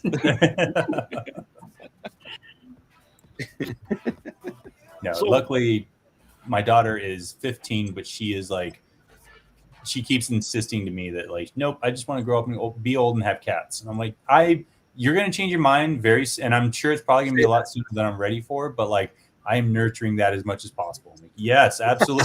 You want to be a crazy cat lady? Okay, cool. Let's go ahead and keep that going. It's funny because like our parents are that generation. They would have been like, "No, what's wrong with you? You need to get out there and get find a husband at 18 or whatever." And it's like we're like, "Yes, be a cat lady, live by yourself, grow old alone." This sounds amazing. Mom. That's my mom. Yeah, your mom is the former or the latter, Phil? My mom is the parent saying you need to go and have kids. Yeah. Yep. And it's like generations are different, Mom. Things are different nowadays. Yeah. I just want, with all the movie props I have, when my daughters start to date and they bring boyfriends over, I take my son and convince him, just hit him with like the prop baseball bat I have, just drop him right in front of him. Now what? There you go. Do the Mickey on South Park. Get the fuck up. Get the fuck up. I mean, like I said, I have prop knives that have the pipettes in them that I can do it like a box cutter, so you have blood coming out of it and all that stuff. It's always fun when I get a new prop to have my kids. I know what it is. I have my kids open up like, oh, something came for you guys. I don't know what it is, and they get really excited and they open it up. It's a hand. 90% of the time it's from Jeff, so it's great. Yeah. But Jeff has another toy he's going to be sending you, so it's going to be you might need to like record the reaction video of that. Oh, I'm going. There you go, the unboxing. Yeah, I'm going to. I mean, it's kind of the inspiration for the unboxing videos I'm going to be doing in my season 2 episode of a TV show I'm working on. So I'm excited for that. And my oldest daughter, she wants to be in the movie and do one of the unboxings. So yeah, she's excited to do that. She's starting to want to go to these horror cons with me, and I'm okay with it. Well, I think it's also because she had that one experience, and now she's like, "This is fun. I want to do more of this." Mm-hmm. Mm-hmm. Yeah, my daughter is my assistant. She comes to all the ones with me. She loves the horror ones. So she's heartbroken because I know we were talking about Terrifier earlier. She loves those movies so much, and David Howard Thornton was supposed to be at the Days of the Dead event. So that was her birthday present, was going to be a photo op with him, and then they canceled like a week before. But she had, do you know what Labubus are? I'm sure you've heard. Yeah. So we had bought a few knockoffs, and she painted them up to be all horror. So she did these Art the Clown versions and a Jaws version. Sold every single one at the Mad Monster show. So. Wow. Yeah, that's kind of what my daughter wants to do too. She's very artsy and crafty, and she likes to she's like crocheting and stuff like that. I go, we'll get you just a bunch of like Temu voodoo dolls and just cross stitch clothes as different characters and sell them at the shows we go to. So I think that would go gangbuster. Oh, heck yeah. Or have her do clothes for Labubu, like horror outfits for Labubus, because people were snatching those up too. Yeah, it's amazing stuff like that. I'm working on a guy who makes enamel pins for horror stuff, and he's gonna be doing something for the show here in a couple of months. We're gonna be selling that with the movie that it's from as well. Oh, very cool. So, if you ever need a hookup with enamel pins, let me know. I know a guy in Naperville. Okay, Naperville, Indiana, Illinois. Okay. Yeah. Oh, funny. It's the west suburb of Chicago. Got it. Okay, I'm trying to replace because I'm like, I remember. God, it's been such a long time since I've been out there. Okay, cool. Yeah. So, what shows you guys have immediately next for you guys? Like I said, doing that signing in Tucson for with Shelby Robertson at Presidio Comics. But after that, are we doing Tucson Comic Con, Nate, or not? No, I might be going there as press, but not tabling. So okay. And then after that, I think, is that it for the year for us, or just the one in Wichita? And then since I'm a veteran, I'm gonna go to our local military base, our Air Force base. I'm gonna set up in front of their it's like a Target basically, but for military on the base. What's called PX or something? PX. Yeah. The exchange. It's Air Force base. It's the Air Force base, so it's the BX. Okay. The base exchange. But like I said, I'm always thinking of different ways. You got a bunch. If there's young military people there, they have money, they don't know what to do with it. Just walk in, buy a comic book. So.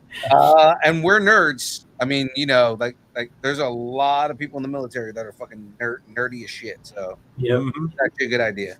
Yeah. So trying that, and then Wichita, and that's probably it for the rest of the year. So. Yeah, you guys should just go to your local stores that have dogs, and anytime someone buys a Chihuahua from there, that they get the training guide inside a Chihuahua's comic book. But that's awesome. There's an artist that we're working with named Carl Bourne, and he's working on this book called Of Thunder. Mm-hmm. I know it's not a Chihuahua book, but his girlfriend helps with a Chihuahua rescue in town, and I asked him, I'm like, do they ever put on events? He's like, no. I was like, they should. Because then we can go and sell Chihuahua books. But just always thinking of the next best way to get Chihuahua books into the universe. Mm-hmm. David says, spread the Chihuahua gospel. Spread the gospel of the killer Chihuahua. Yes. Have you heard the good word of the killer Chihuahua? Right, exactly. Have you heard the good word of Coco? Of licking yourself? Licking your crotch. That's a different movie. Licking yourself in the crotchal region. Lick starter. Lick starter. You guys, every time you see that now, you'll think of it. I'm afraid to Google that if it's. No, but the thing is that on the keyboard, they're so close together. So, like, if you're using on your phone, it just comes up. Like, start typing it like lick. Nope, that's not what I was typing. Yep. All right, I'm just. Oh, I'm checking here. I'm checking. Looking up lick starter. I'm looking like if I was like, because this is what I do for my day job, is stuff like this. So I'm going to see if that's actually the viable domain. By stuff like this, he means looking up, weird porn sites that people in the company are looking up, and it's like, yeah, no, there's a reason this proxy is up. I was going to Kickstarter. I messed up. Okay. So Lickstarter.com is a premium site, and it costs you $4,000 a year. But Lickstarter.org is only $7 a year. Because you're a nonprofit. Dude, come on. It's because they already know that when you do Lickstarter, you're starting a porn site. So, oh man, this is great. You can buy Lickstarter.me.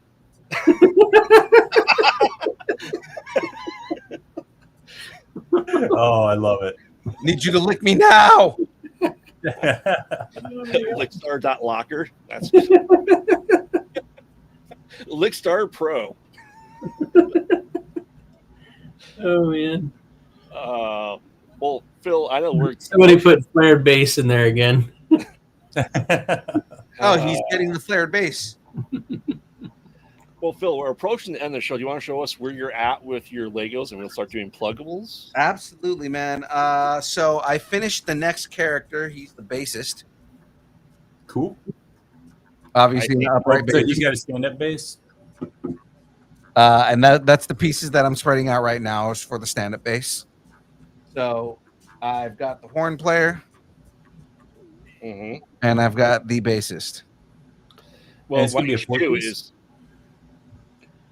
yeah, it's a 4-piece. Right now, it looks like he's just going to hold the guy playing the trumpet. That's what it looks like. I've got to go.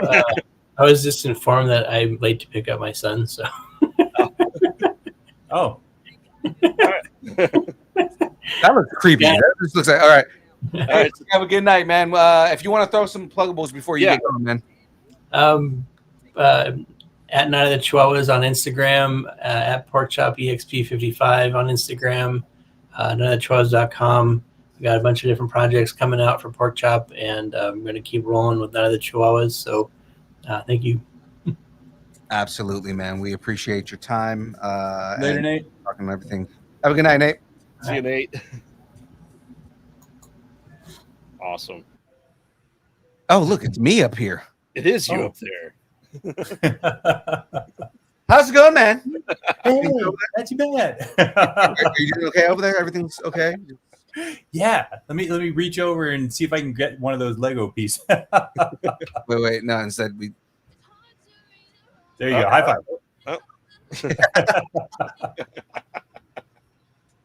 God, we're nerds. A little bit, but yeah. I said, Dave, if you do come back to Indiana, like I said, if you're going to be in West Lafayette, I will drive down there and meet you too.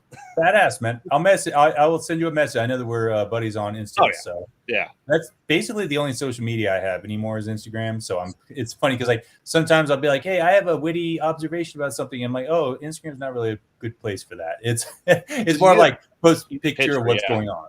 Yeah. It's I just for the shows that we do, I have to go on all of the social media platforms just to make sure I'm able to talk to other guests because Phil knows sometimes they don't respond to emails. Oh yeah. It's funny how many of the people that we talk to on these shows only respond on Twitter. It's so bizarre, but yeah, I've been in that same situation too, where you're like, dude, I've been trying to get a hold of you, but you responded to an instant message like that. Like it's Like you're responding to DMs, but you're not responding. I mean, I'm just wondering what you're using the internet for. right. Kind of tells you everything, but by their action, you know. So, Right, quick to answer the DMs, but not, when you're trying to get a hold of them on business stuff. right, exactly. I've gone on Twitter and I just publicly added someone. I'm like, hey, check your Instagram. I don't want to call him out, but I'm like, almost want to do that to Kevin Smith. Hey, check your DMs. That would get his attention. I guarantee it. I guarantee it'd get his attention. Hey, so a friend of mine is doing he's running a fan film festival at Kevin Smith's theater in New Jersey, the Smodcast or whatever he calls it.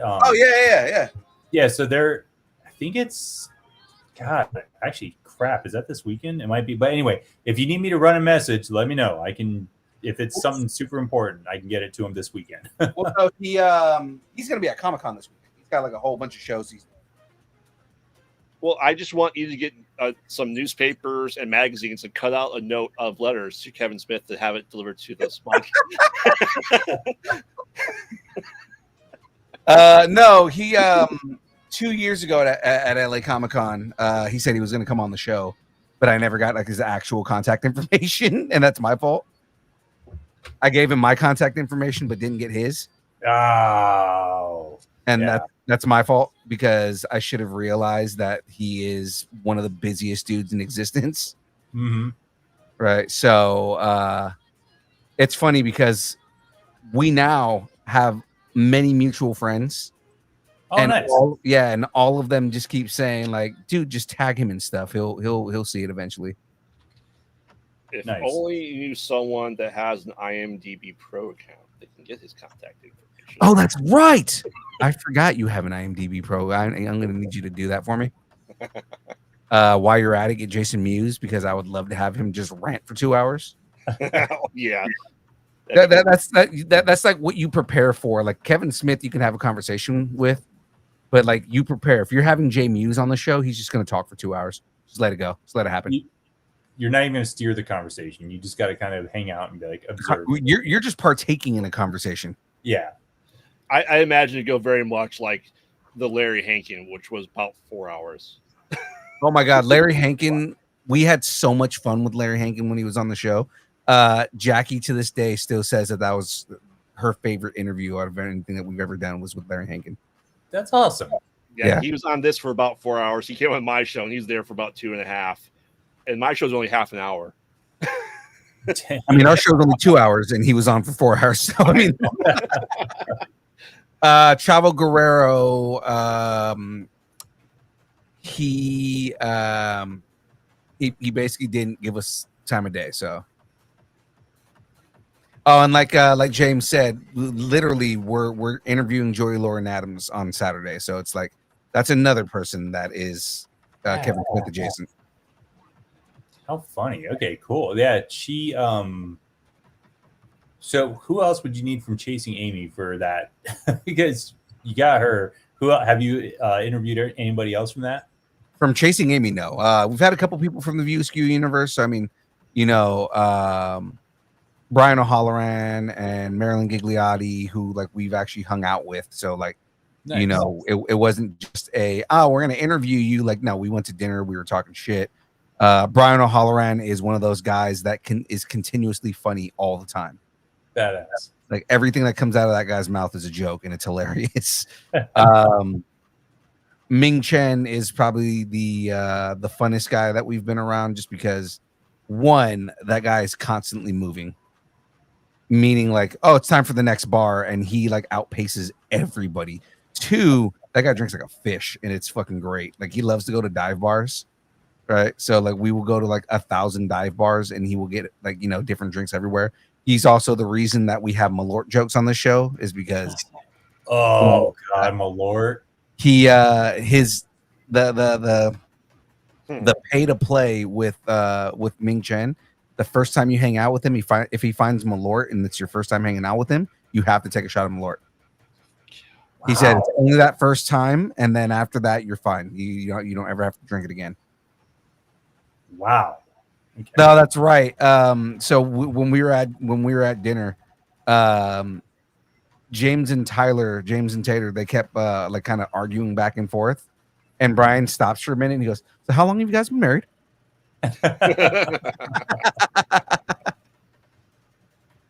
That's awesome. Oh, it's great, man. Like it was great hanging out with all of them. I've got to get Marilyn on the show. I've got to get Brian on this version of the show. Marilyn, we are holding off until early next year because she's moving.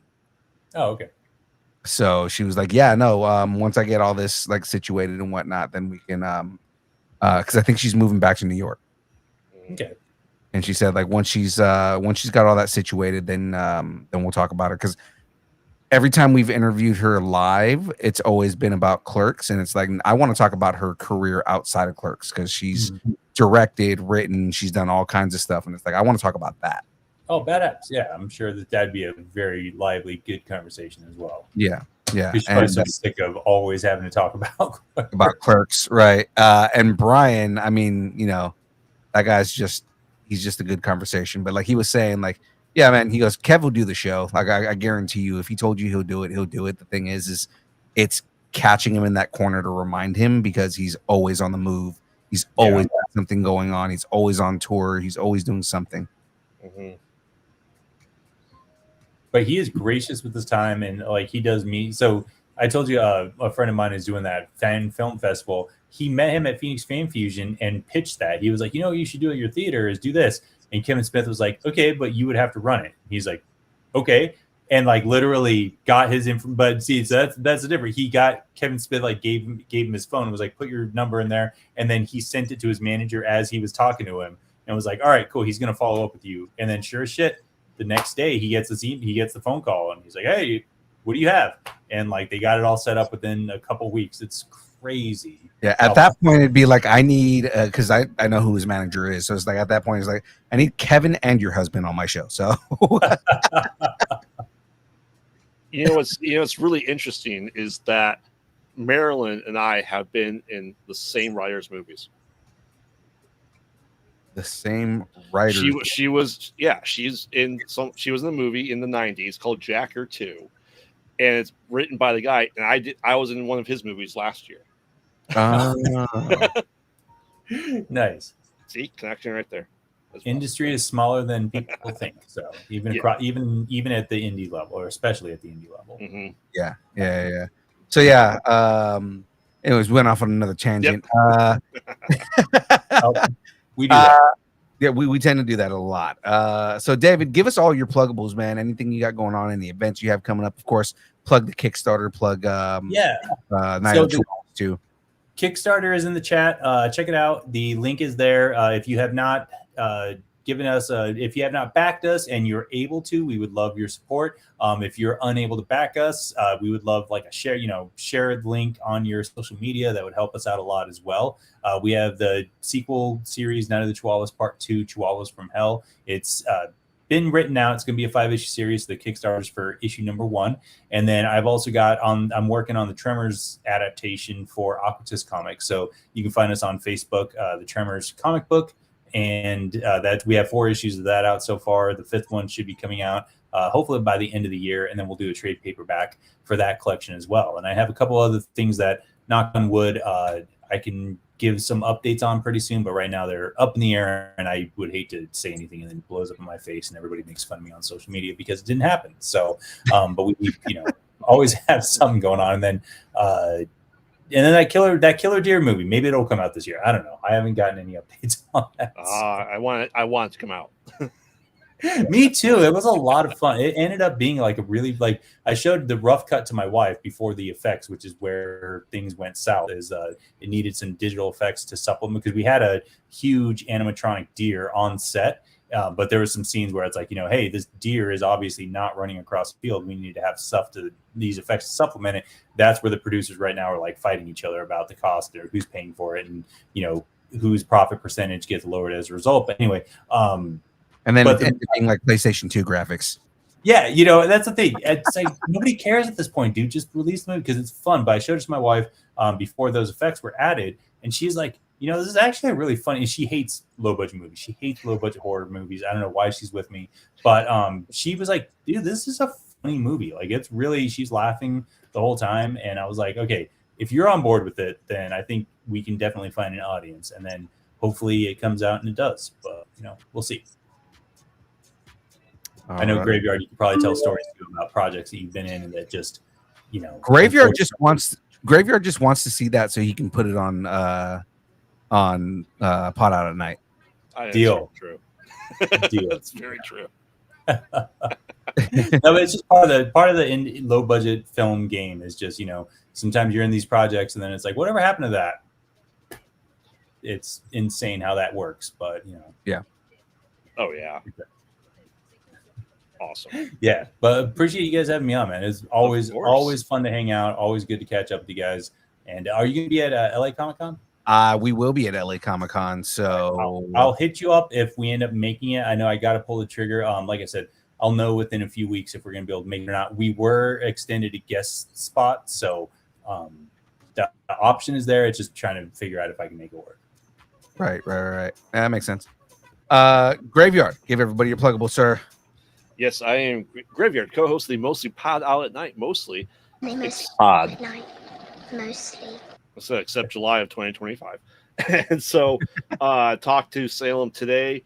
He's ready to go. We're going to see Fantastic Four next weekend, so he is feeling up to it. We are going to be back here, I think maybe in a week or two at the very latest with new episodes until then, we still have conversations in the void. We just had an awesome guest last night. She was just a ton of fun. Yes, check out on all social media Pod Out Night, and check out gaming where I'm doing Donkey Kong Bonanza over on Twitch. And so good. I was watching it this morning while I was on the ladder installing a camera, but I had it sitting on my ladder. And it surprised me how good that game looks. Like I said, I said it in the chat. It looks like it looks like a cross between Bayonetta and Destiny in a top-down view. Yeah. So I'll be playing that, and then I'll be doing Clear Obscura. It's Donkey Kong. It's weird. Expedition 33 on that as well. I know the new Dark Pictures Anthology Horror Season 2 has been delayed, so I have a little bit more time. So make sure to check it out. Like I said, on social media Pod Out Night. We'll see you there. All right. Well, ladies and gentlemen, you know who I am. Your boy, Young Phil, Distance Nerding. We're on the road to 500, guys. So if you're not subscribed on YouTube, now is your chance. Once we hit 500 subscribers, we are going to be giving away Lego kits, guys. That's all I want to do. All I want to do is get to 500 subscribers just so I can give you guys stuff, give you guys free stuff, give you guys Lego. And it's going to be a good time. You know, we'll make sure that that they're going to be good kits. I don't give away crap. So there we go. Right. Tell us what you're nerding out on, guys. Connect with us on all the places: Instagram, Facebook. Still never calling it X. It's Twitter. It's going to be Twitter until the heat death of the universe. Twitch, TikTok, Threads, YouTube, Discord, Blue Sky, MySpace, Vine, GeoCities, Friendster, Second Life, AIM, Farmers Only, Christian Mingle, OnlyFans. It's only pictures of Aaron Watson's feet and Mandels the beard. John Metz's glasses, just judging you for not subscribing to us on YouTube, and of course, everything that should do will do for money. Of course, we're on our new website. What was the name of that? What were we calling that? Lickstarter. Lickstarter. That's right. On a new website, Lickstarter. Check us out on Lickstarter, guys. You know, it'll just be pictures of Coco licking her crotch. If you'd like to break up with your boyfriend, girlfriend, significant other, pet, schoolyard bully, annoying neighbor, or just tell us how much you enjoy us, hate us, or wish the internet would consume us completely and spit us out at the feet of 1 million rabid, monstrous Chihuahuas and one pissed off dachshund. You could send us an email at distintsnerding@aol.com and we will read it live on air. So guys, that is it from us today.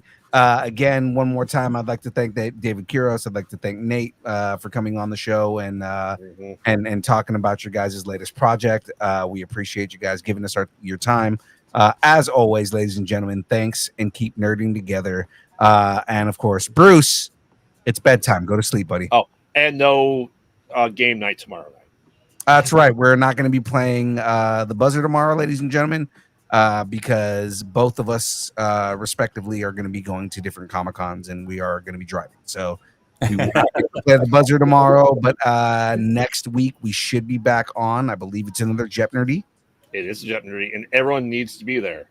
Oh, that's right. It is Graveyard's birthday. So, guys, be there in the chat. We're going to be playing Jeopardy. I think we came up with a new category that seems absolutely hilarious. The emoji one. Oh, that's going to be phrase. Okay. Well, we'll do that. There will be new categories, and remember, if you're playing Jeopardy correctly, you're always negative $8,000. Do you have a music category this time around? Oh, I will. Yeah. Oh, absolutely excited for that. The music categories are always fun. Oh, the only way I won't be there is if I'm actually at a funeral. Oh, that's sad. Well, ladies and gentlemen, that is it from us. We will catch everybody later. As again, I'll say it again. Thanks, and keep nerding together, guys. We will see everybody on Tuesday. Deuces. Distance nerding.